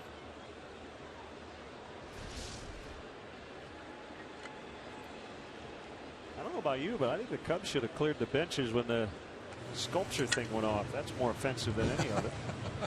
Just go out there with your bag of baseballs and start chucking them into the sculpture. Here's Caesar.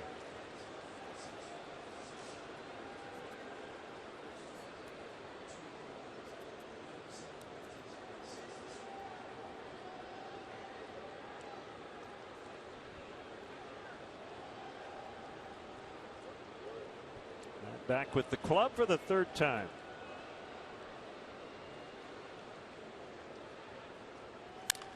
Base hit center field. It's 6-3. And Caesar knocks in Castro.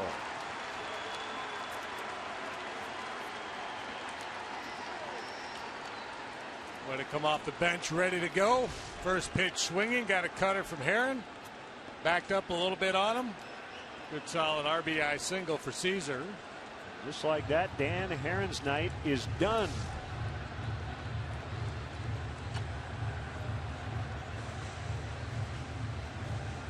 Double switch time, it appears. And we will be back. Sixth inning continues. 3 runs in for the Cubs.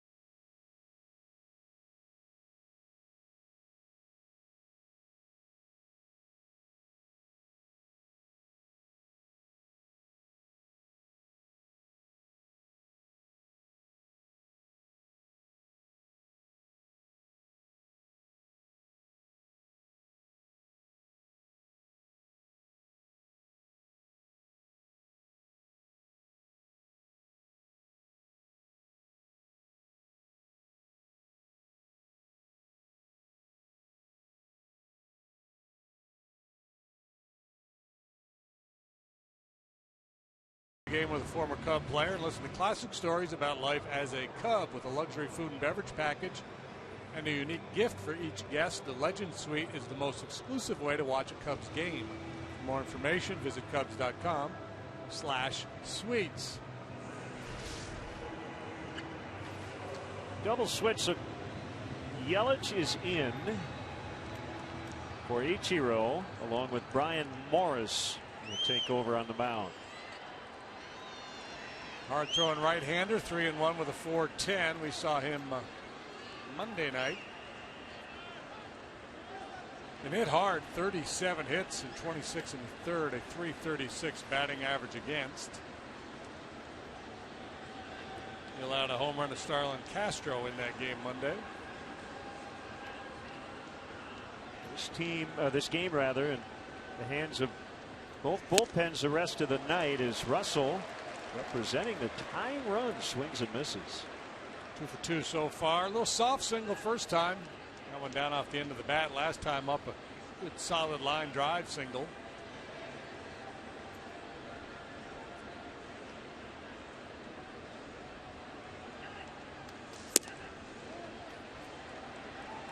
Wide for a ball. It's 1-1.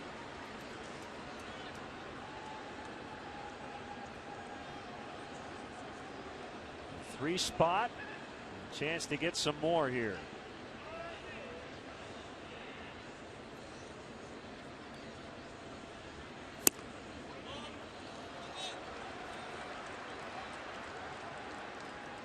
That was a slider. It's 2-1. Fowler on deck. Russell, the 8th hitter of the inning.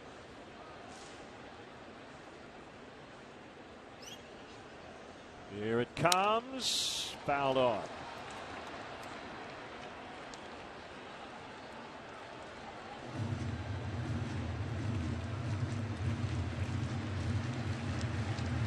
Travis Wood and Justin Grimm are up in the bullpen. We saw Edwin Jackson earlier.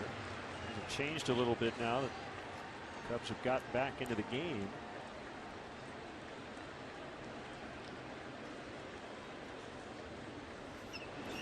Swing and a miss. Strike 3 to end the inning. But they get on the board. Tensions rising a little bit after the Junior League 2-run homer. It's now 6-3 Miami.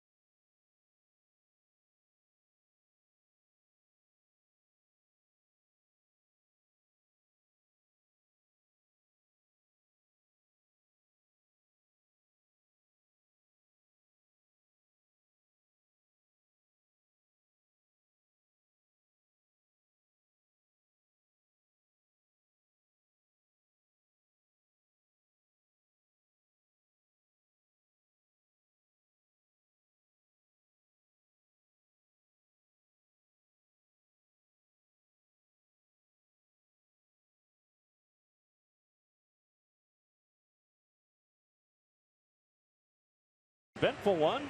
2-run homer. Cubs still trail this one, however, by 3. And now it's Travis Wood. Well, first order of business, shut the Marlins down here and see if the Cubs can continue to score. Wood 2-2 with a 5.27 ERA combined between his time in the rotation and now in the bullpen. At 8-9-1 due up for the Marlins. 9 is now Yelich, who came in the double switch. Echeverria called strike.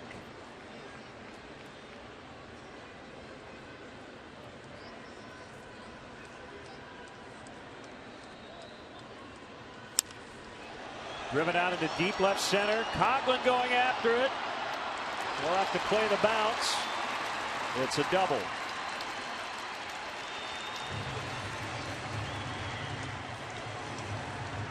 Second hit of the night for Echeverria. He also lined out to center last time up. So as to the first order of business of shutting the Marlins down, that task gets a little more difficult now after this leadoff double.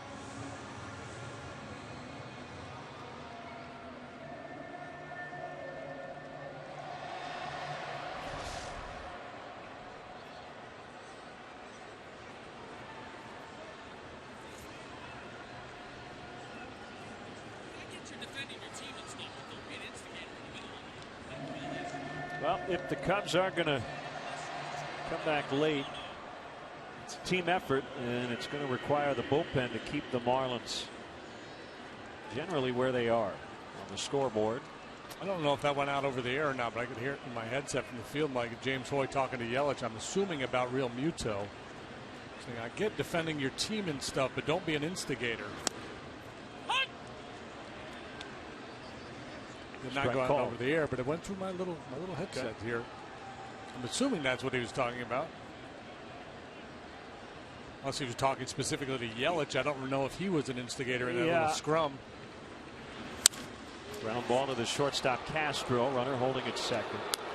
Look, it's hard to defend Junior on that particular incident, but I stand by what I said with Real Muto.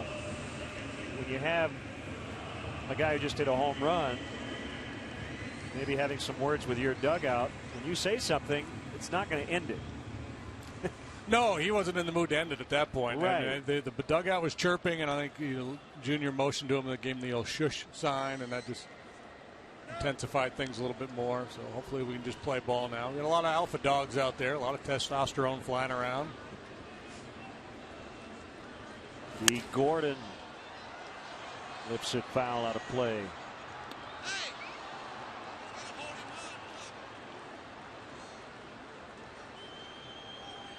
I suppose the catcher could have said, hey, maybe run a little bit next. And Junior could have said, oh, yeah, that's a good point.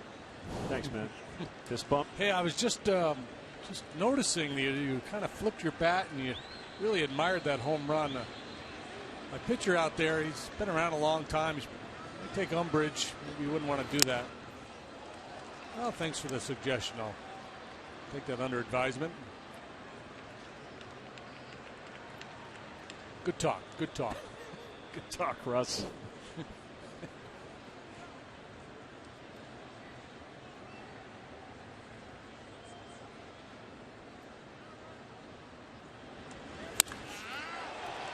Russell can't get it. Echeverria, though, had to make sure that it got through, so he can only advance to third. Base hit for Gordon. He's now 2 out of 4.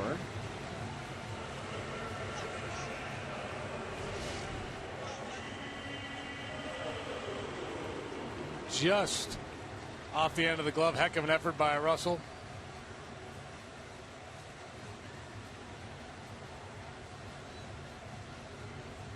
Joe's going to make another move to the bullpen.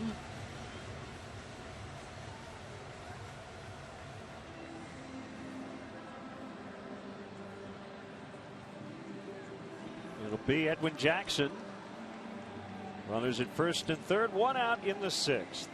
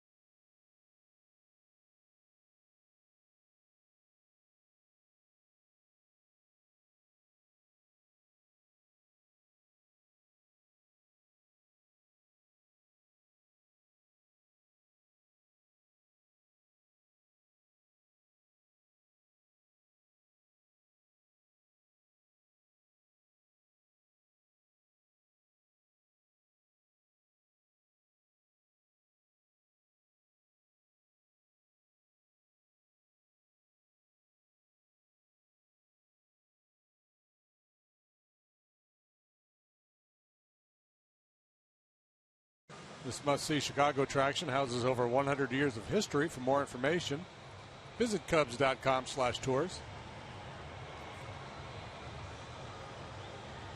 Big spot here as the Marlins have runners at first and third, so the double play in order. However, you've got D. Gordon, the runner at first.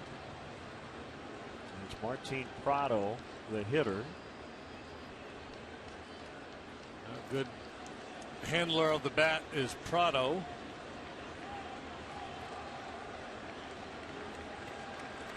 Jackson has worked exclusively out of the bullpen so far this season. Good start, strike called on a fastball, and this is the first time he's pitched in consecutive games. 7-pitch, 1-2-3, 8th inning in the ball game last night.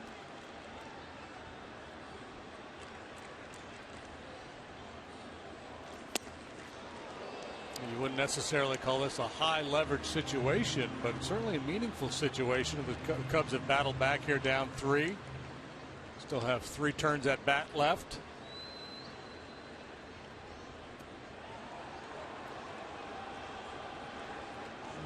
Gordon 20 steals in 27 tries. He's second in the league in the stolen base department to Billy Hamilton. Ooh, closer that time.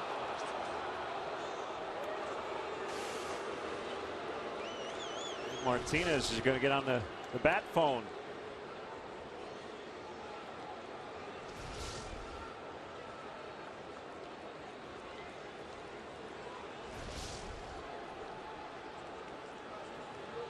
Ooh, man. Might have had him. That was really close.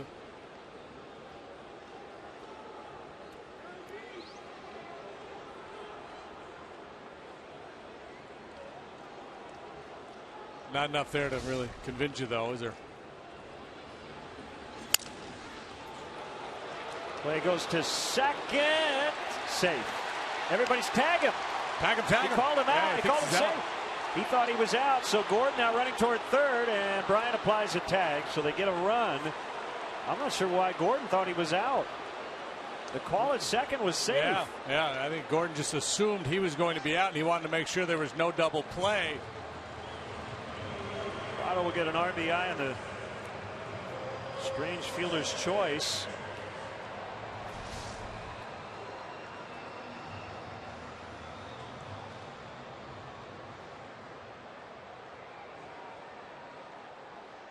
Yeah, there you see the safe sign.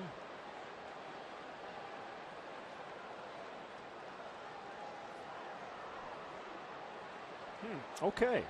So 2 outs in the inning. It's 7-3. And Addison initially wasn't sure what was going on either because Gordon was laying there off the base. He could have tagged him while he was still down.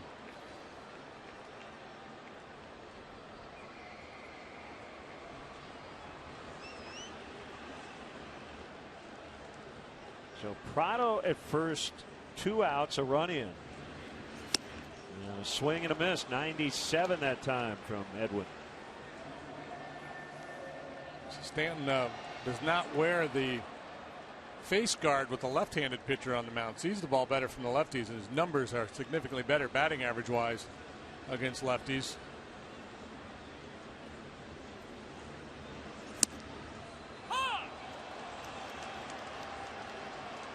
One and two.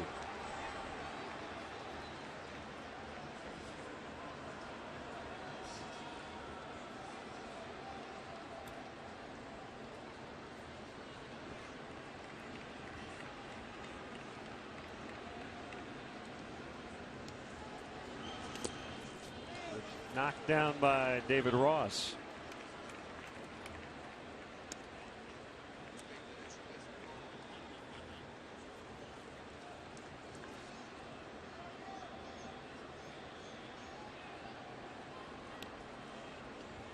Nothing like the old 6-4-5 fielder's choice.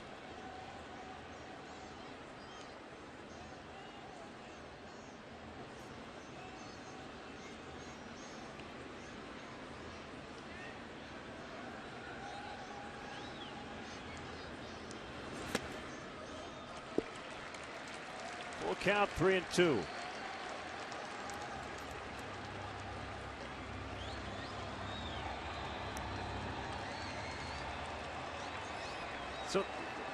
the scoring decision we heard was Chris Bryant unassisted. That cannot be right. Because while Gordon gave the body language of a guy who was out, he still was in the base path. He walked him. Am I right? Or why would that be 5 unassisted? I don't know. Yeah, unless they determined or ruled that he'd given up any attempt or any chance to advance. But you're right. It looked like he was caught unawares initially, then started jogging towards third base. Maybe they were just saying he was heading off the field. I don't know.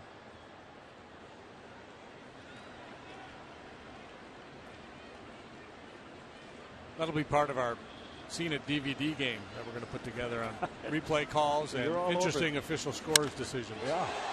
Deep right center, Fowler tracking on the warning track. He's got it. And the inning is over. They get one. It's 7-3.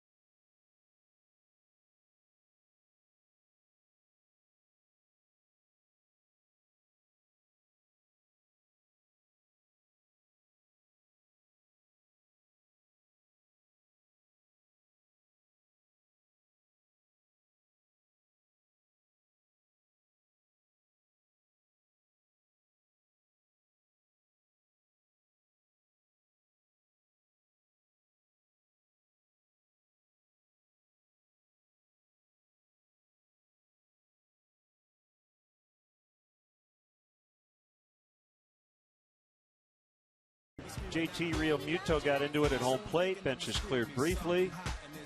Some verbal discussions, but no fisticuffs. And it's 7-3 as we get into the 7th. Honda Dream Garage sales event now at your Honda dealer. And they have now given Martin Prado an infield single on that RBI ground ball to Castro in the 6th. That run charged to Travis Wood. And here's Carter Capps. We talked about him earlier this season. He has a unique delivery in which he kind of jumps off the edge of the rubber. Yeah, I'm not convinced it's not illegal, but baseball is, so he gets to do it. It's funky looking. I mean, we'd never teach anybody to pitch this way. I guess the issue happened in the minor leagues, and MLB clarified it and basically said keep the elevation to a minimum, which is interesting. Yeah, jump too high. And it's not the high that really, I guess if he's dragging his toe, that's one thing, but he's definitely leaving the rubber and reestablishing that back foot, the plant foot.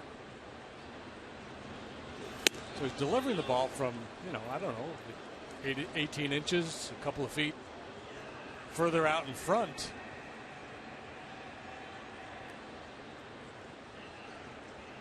Well, you can see he's a hard thrower.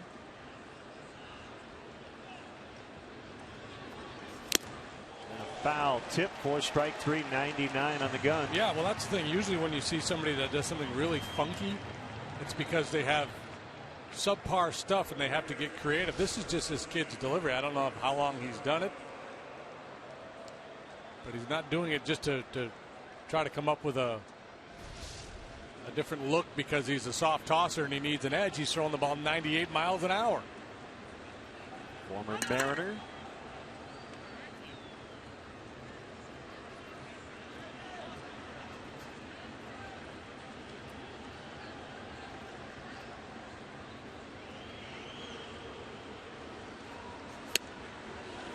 .100 on the four-seamer. Some of the home fans noticing triple digits on the scoreboard.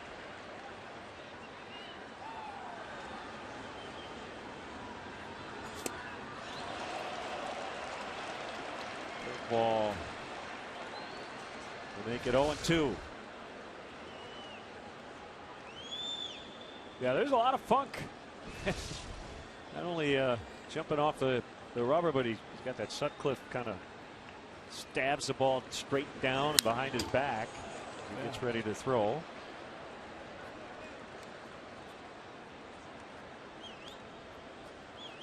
It's like a new Olympic event, the triple jump, and with the not the shot put but the baseball throw.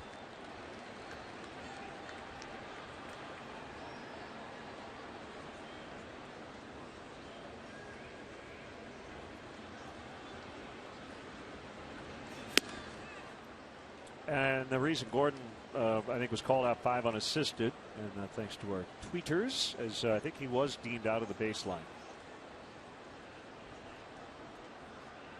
He kind of gave up on that play, thought he was out at second. 1-2 is outside on the breaking ball. Rizzo on deck.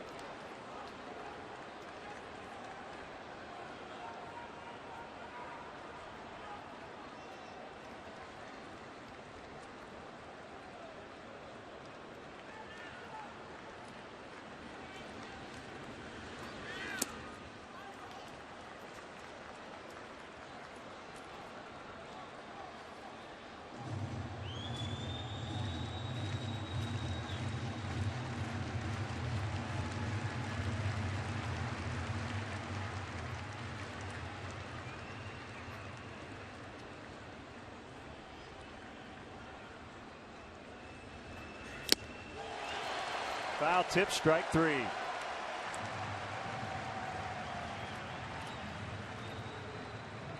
Wonder if they have a secret handshake, the members of the 100-mile-an-hour club. And Aroldis Chapman, and what did we see the other day? Kelvin Herrera for the Royals. Archimedes Caminero.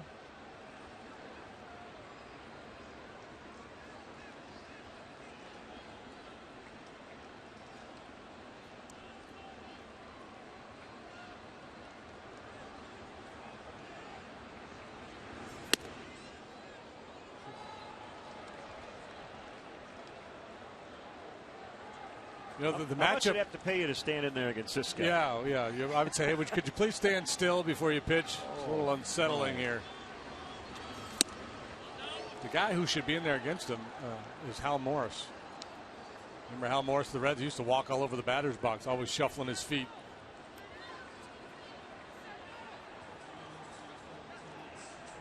Marlins thought Rizzo swung at that pitch, I think. 2-0 to Rizzo. They head out on it. Oof. Kind of an upshoot. Works from that lower three-quarter arm angle and throws that riding fastball up around the letters. Get him down in the zone a little bit.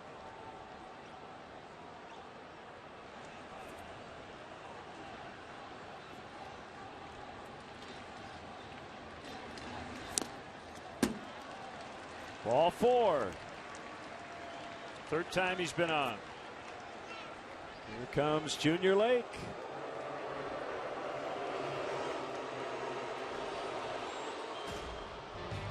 Let's check out Southwest Airlines. How far did it fly? 423 feet. Go to WGNTV.com/contest for your chance at one of 5 pairs of tickets anywhere Southwest Airlines flies in the United States or Puerto Rico.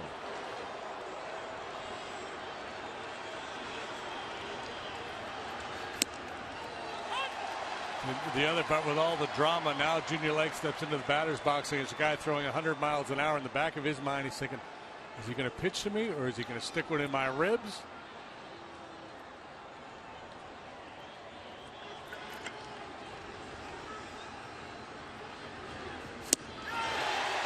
Swing and a miss on a curve. The swing of a guy who's not sure he's not going to get one in the ribs. I mean, this kid can induce some bad swings anyway. With stuff he's got out there. It just adds another layer Junior doesn't need to deal with.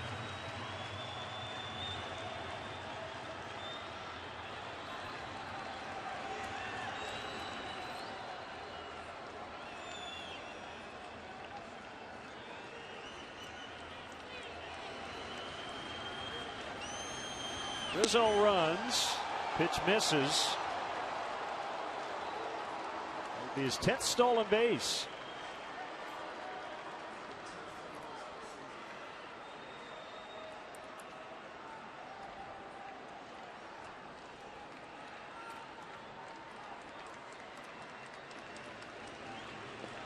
A 1-2 swing and a miss. He got him. To end the inning, it's 7-3 Miami.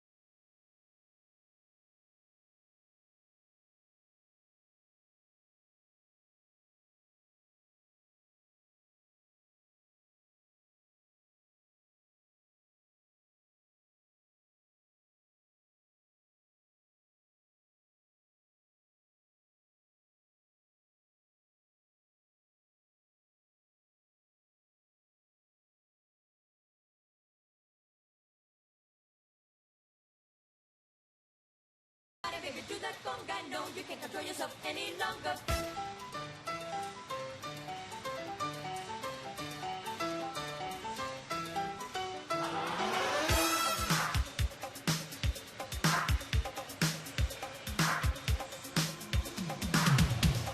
Come on, shake your body, baby, do that conga, no, you can't control yourself any longer. Feel the rhythm of the music getting stronger. Don't you fight it till you try to do that conga beat.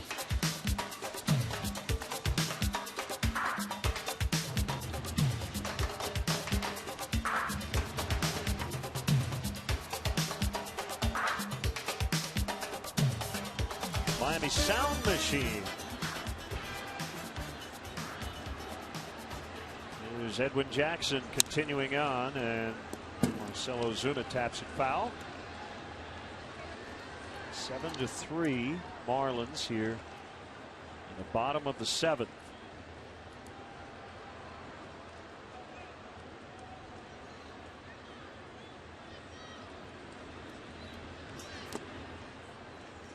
John Lester tonight, 5 innings, 9 hits, 6 runs, all earned. He had a walk, struck out 4.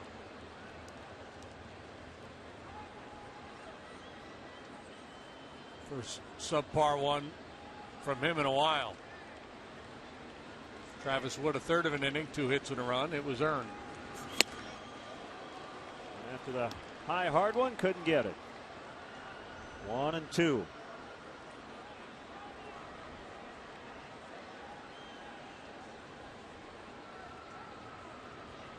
Caps is on deck.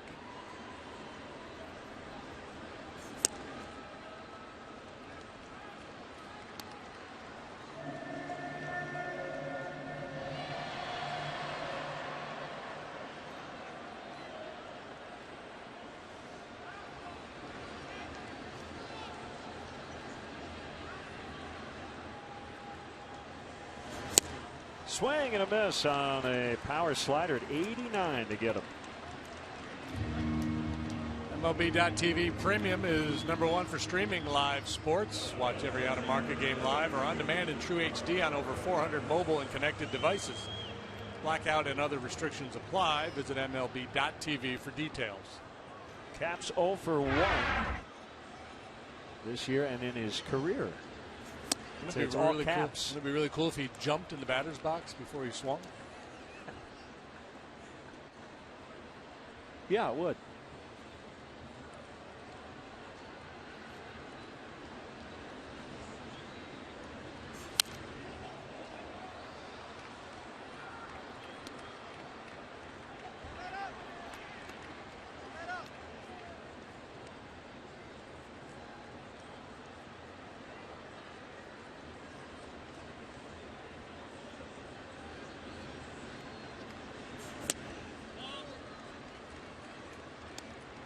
Doubleheader split in Boston. Red Sox 6-3 over the Twins. Twins came back with a 2-0 win in Game 2.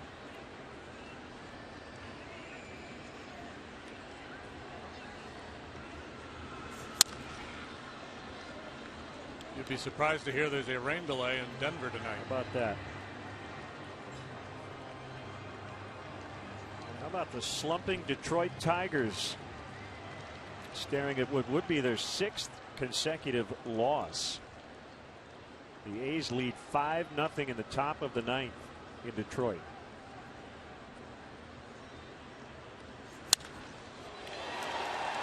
Carter Capps with his first major league hit.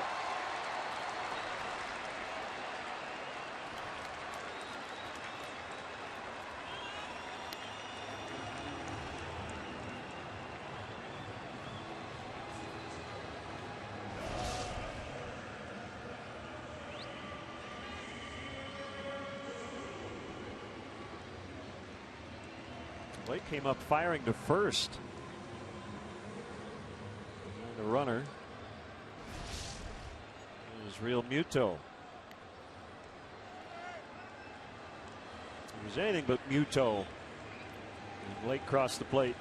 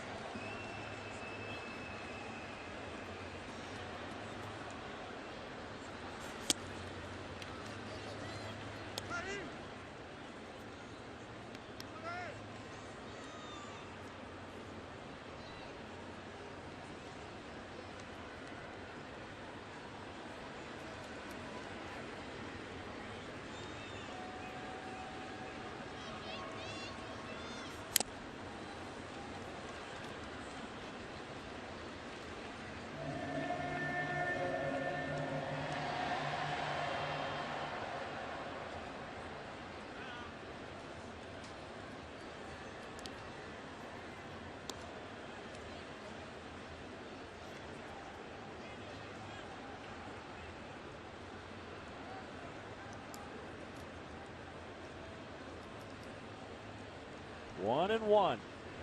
Runner at first, one out. Rizzo playing behind Capps.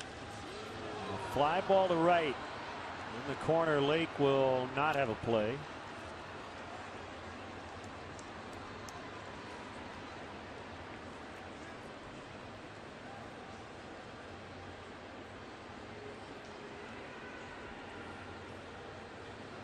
Just underway in San Diego. The Padres 2-0 over the Mets.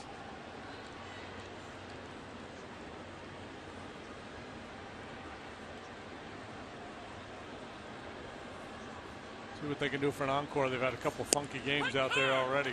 Called strike 3. Second punch out of the inning for Edwin Jackson. Yeah, they've made history during that series in San Diego. The other night, Andrew Kastner was the first starting pitcher ever to go less than 5 innings, give up double digits in hits, pick up double digits in strikeouts. So you're saying, okay, yeah, that's first time ever.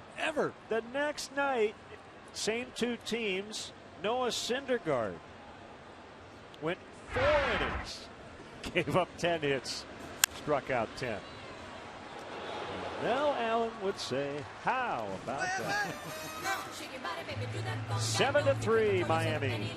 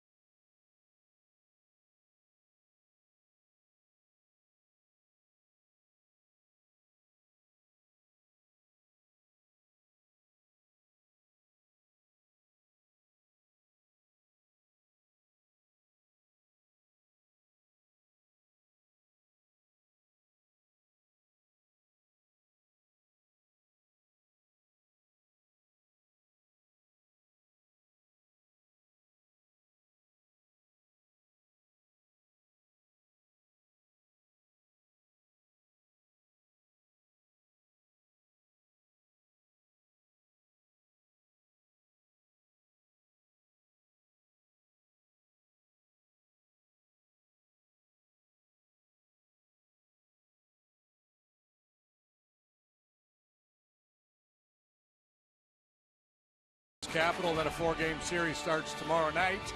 Off day Monday before 2 with the Tigers, and then home for a couple of baseball teams from Ohio, the Reds, and then the Cleveland Indians. Ford, America's best-selling brand, inviting you to go further in our fuel-efficient vehicles. Check out our entire lineup at your Ford store or at localfordstores.com.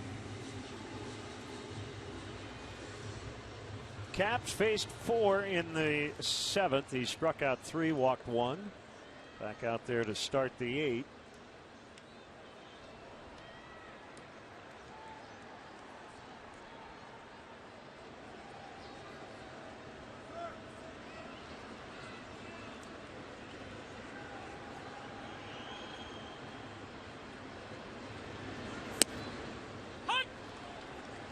Breaker strike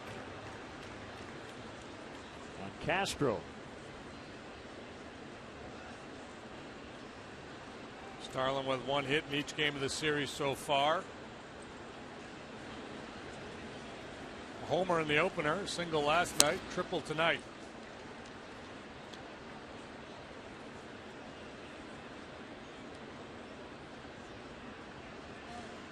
Red Sox got blasted last night at Texas, but they're returning the favor tonight, leading 7-0 in the 4th inning.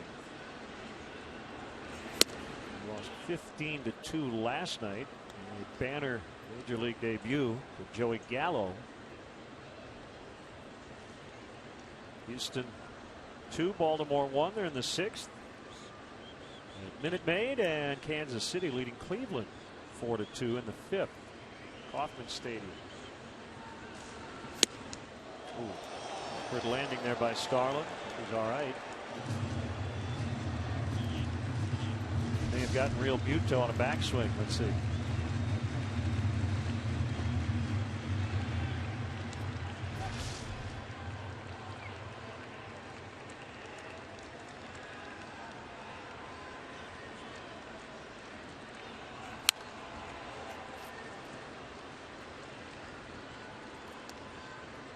Reds trying to put away the Phillies, leading 4-0, bottom 9.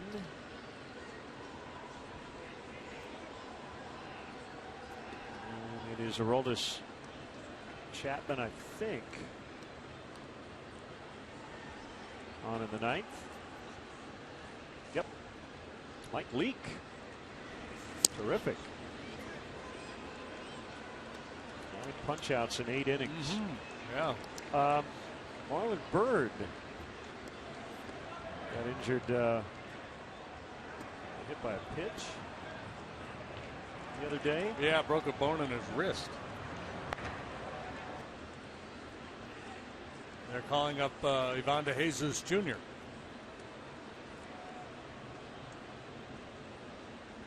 Fractured right wrist for Marlon Byrd.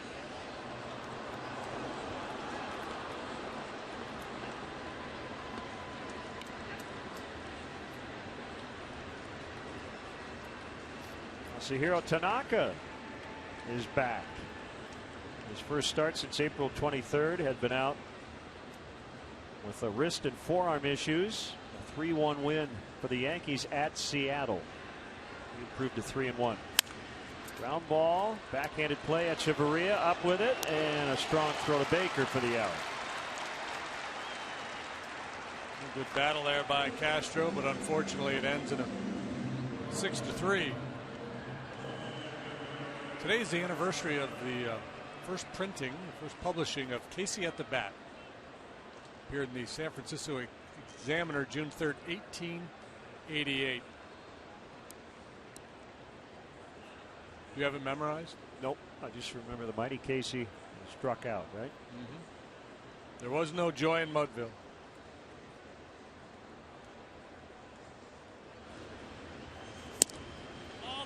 Ball one on Coghlan. Mark Burley got his 7th win. Blue Jays shut out the Nationals 8-0. Taylor Jordan took the loss. He was a fill-in starter for Steven Strasburg. Burley went all 9. Burley's on that list we referenced earlier with Dan Herron, pitchers with consecutive seasons of 10 or more wins. He's done it 14 times. He's the leader of the pack among active pitchers. 213 piece for Burley tonight. He's the ultimate getaway pitcher, getaway day guy. Burley, Hudson, Sabathia, Burnett, Colon, Lackey, and Dan Herron. Those are the 7 active pitchers who've won 10 or more in 10 straight years.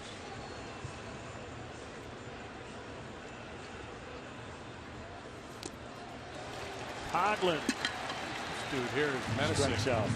Big guy. 100-mile-an-hour fastball, and the funky action, the arm angle, the slider to go with.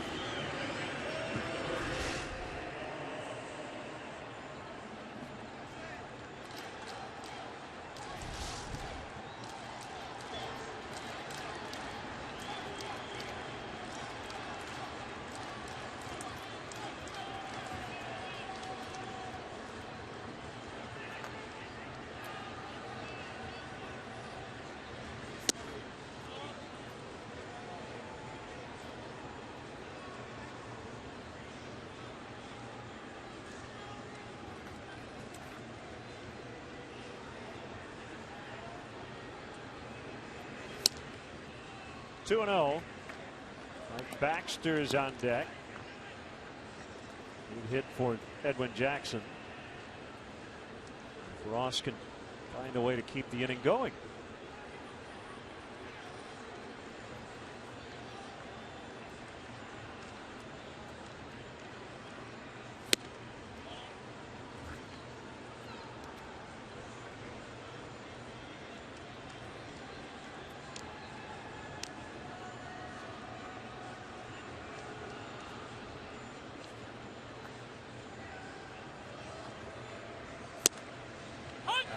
There's one guy that would have admired his home runs.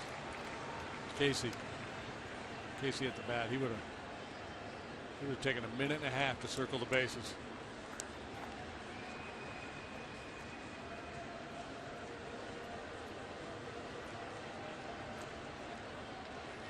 Big brass slugger. They loved him in Mudville.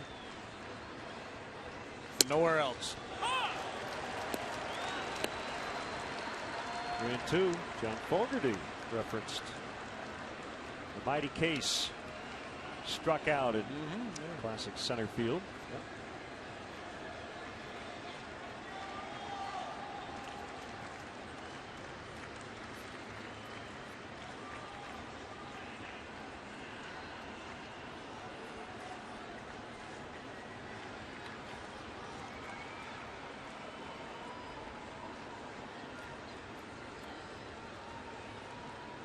Bats back in it now after a 3-0 start.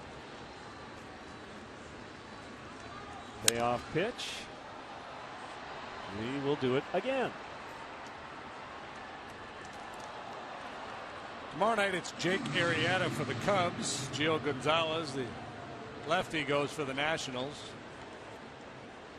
Jake 4-4 with a 3.18. Gonzalez 4-2, 4.73. He's been up and down. Wada and Roark. Is it Roark or Rourke? Did we get to the bottom of that? I think it's Roark. I haven't asked him, but I'm pretty sure that's what it is. He walked. Maikel Franco has hit a home run off Aroldis Chapman. That's it. Well, Dan Jennings is out. He's been tossed. I think a couple of check swings he's had issues with. Well, he had one earlier, and Hoy told him. Hoy had asked, and Jennings didn't realize it an inning or so ago. And Hoy said, "I asked." He said no. And you can hear this time, Hoy asked him, "Are you arguing the check swing?" And Jennings said yes, and he said, "You're gone." I assume it's his first ejection.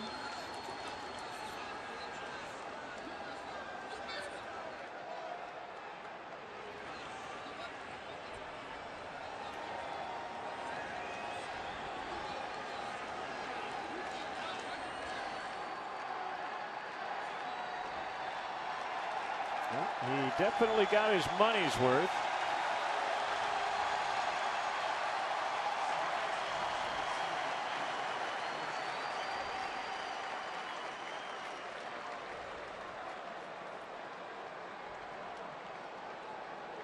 He's no Lloyd McClendon, however. See Lloyd last night? I missed it. Oh man, he argued for the cycle. He ran from one umpire to the next and the next. I mean, he was I heard about classic Lloyd mode. Boy, he's still going, yeah.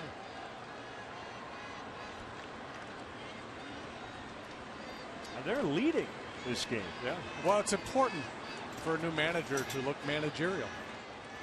You know, Jennings has never done this job before.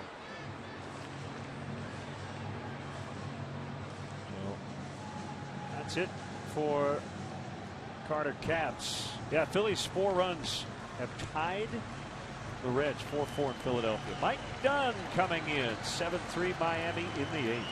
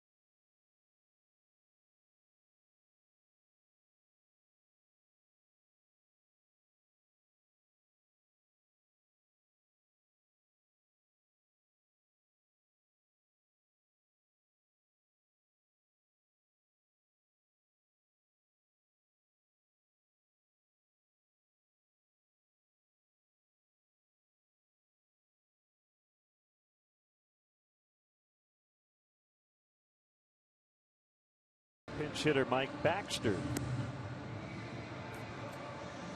Shot done in the ball game last night. Worked 2/3 scoreless with a strikeout.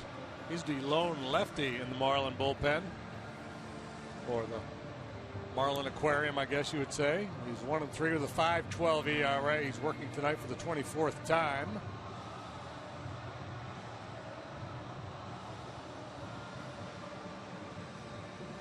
So a high ERA, but the other numbers are pretty solid. 19 in the 3rd innings. He struck out 16, walked 5.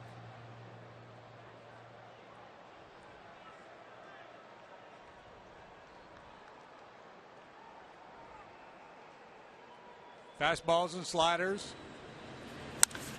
Ground ball toward right. Base hit, Mike Baxter. So he's back in the big leagues. And he keeps this 8th inning alive.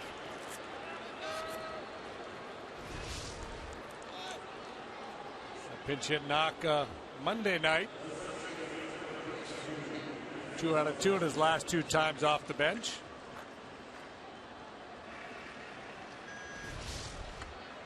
And now Russell will face the lefty.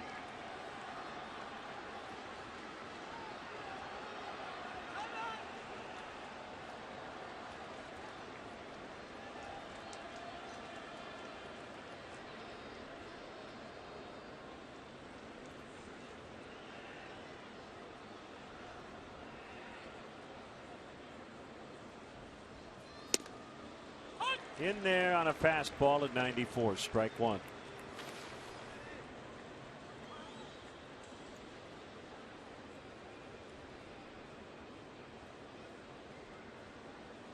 Mike Goff is Dan Jennings' bench coach, so now the acting manager the rest of the way. A little flare left field. Yelich coming on. He's got it.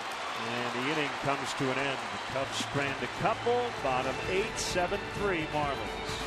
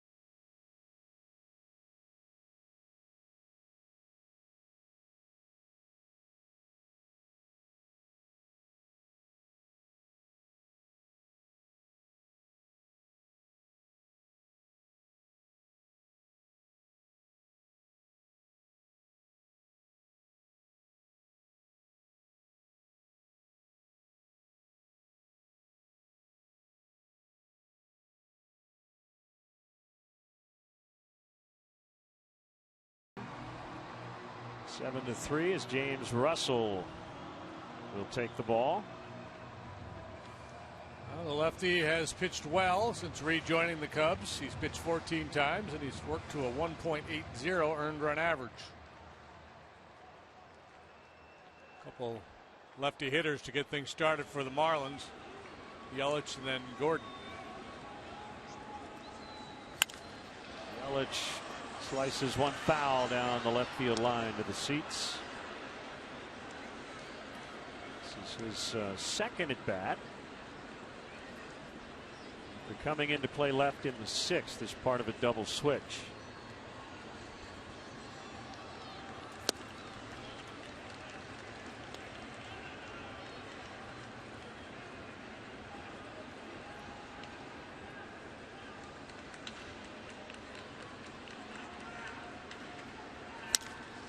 On the ground, and Russell could not stop it, just really slowed it down. Base hit, Yelich.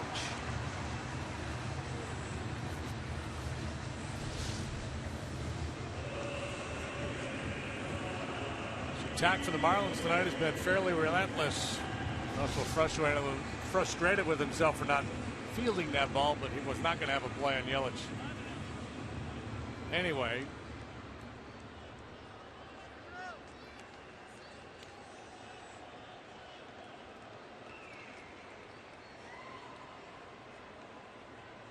Arizona beat the Braves 9-8.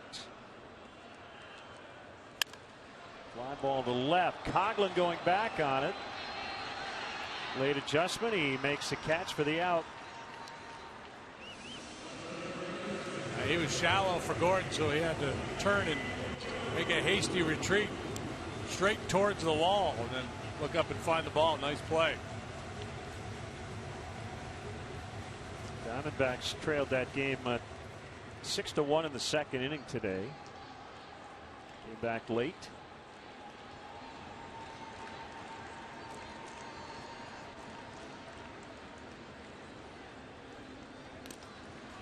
Going through the pitchers for that series with the Nationals.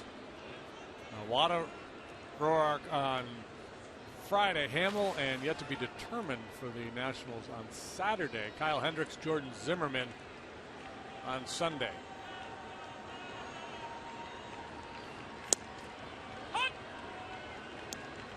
Strike one on Martin Prado. The TBD will not be Max Scherzer.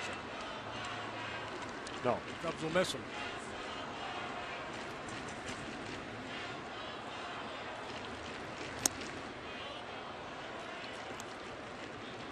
One and one.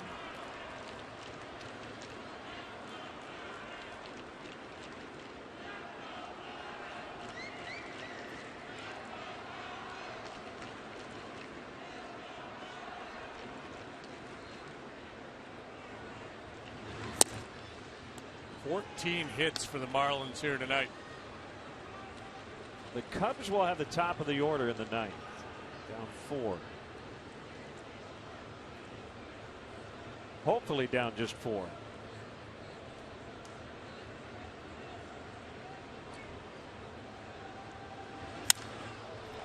Should be 2, 4 to 6, 2, 3 to end the inning.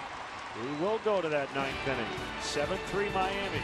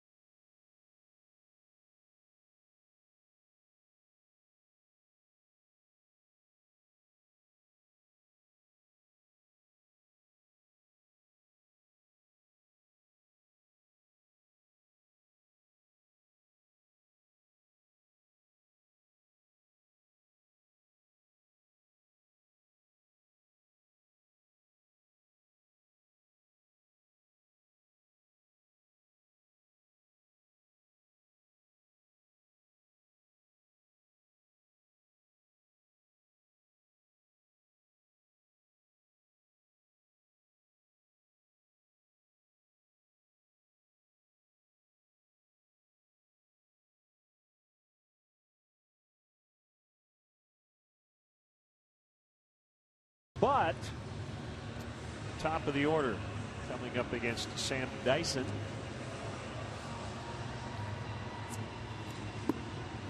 Sam was in there last night for an inning and a third. He struck out 2. He lighting up the radar gun in the upper 90s.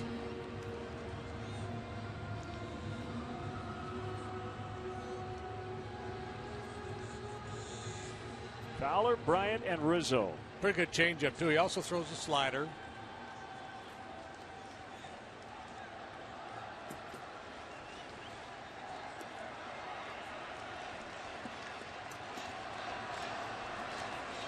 Don't you just wish you could orchestrate life? Sure. A few times. Wouldn't it be great? Walk, walk, walk. Game time grand slam by Junior Lake. That would be dramatic, wouldn't it? You could moonwalk from third to the plate.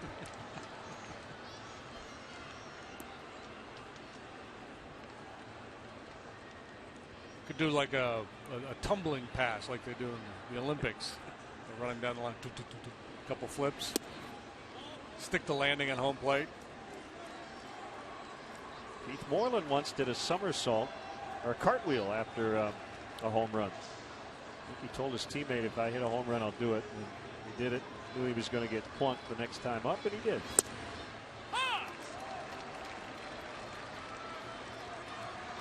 Ron Reed once did a cartwheel coming off the field. That's probably what inspired Keith, or maybe Keith inspired Reed. Reed was pitching with the Phillies and was having a real tough go of it. And he finally had a 1-2-3 inning and did a cartwheel as he came off the field. And Reed was like 6'8".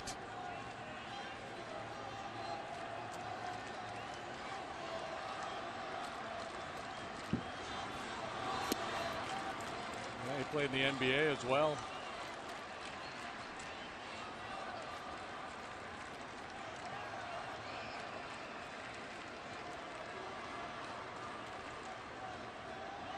2-2 on Fowler.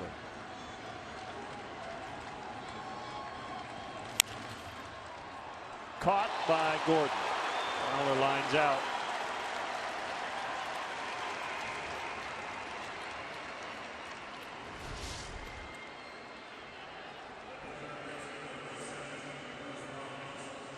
Humpback liner, and Gordon able to close on it. A former shortstop. They've got great coverage out there in the middle of the diamond.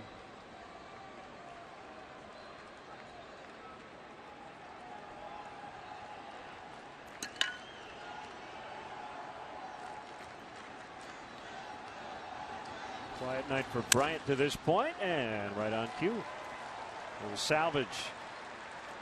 So top two guys in the order had been a combined 0 for 9 before that base hit.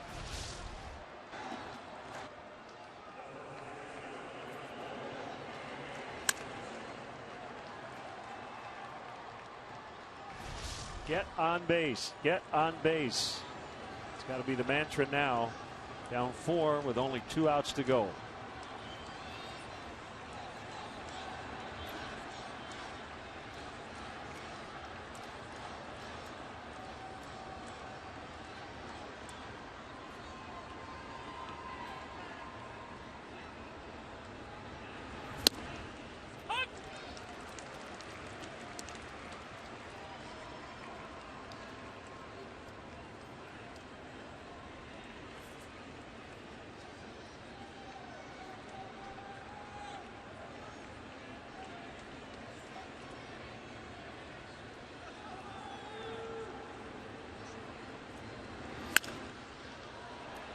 To left. It's Yelich.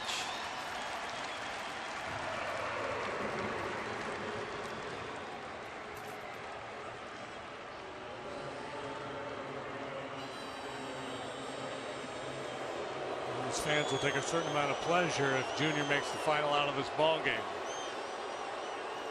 Oh, good incentive for him not to do that.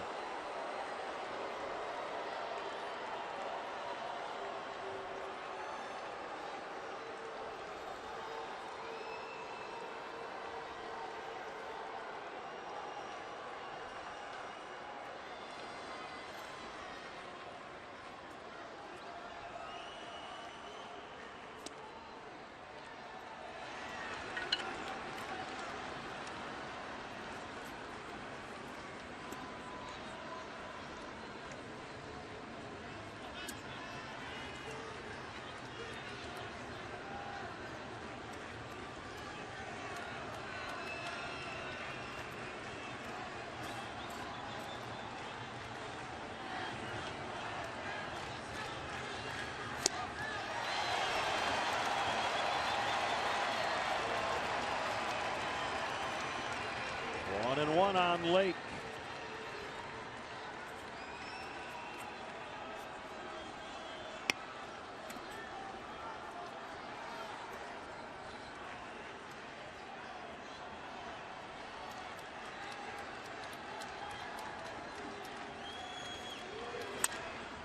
Bounce to third. Prado to second. Bryant out. Ball game over. And the Miami Marlins take 2 of 3. Final score tonight: Marlins 7, Cubs 3. We'll be back in a moment.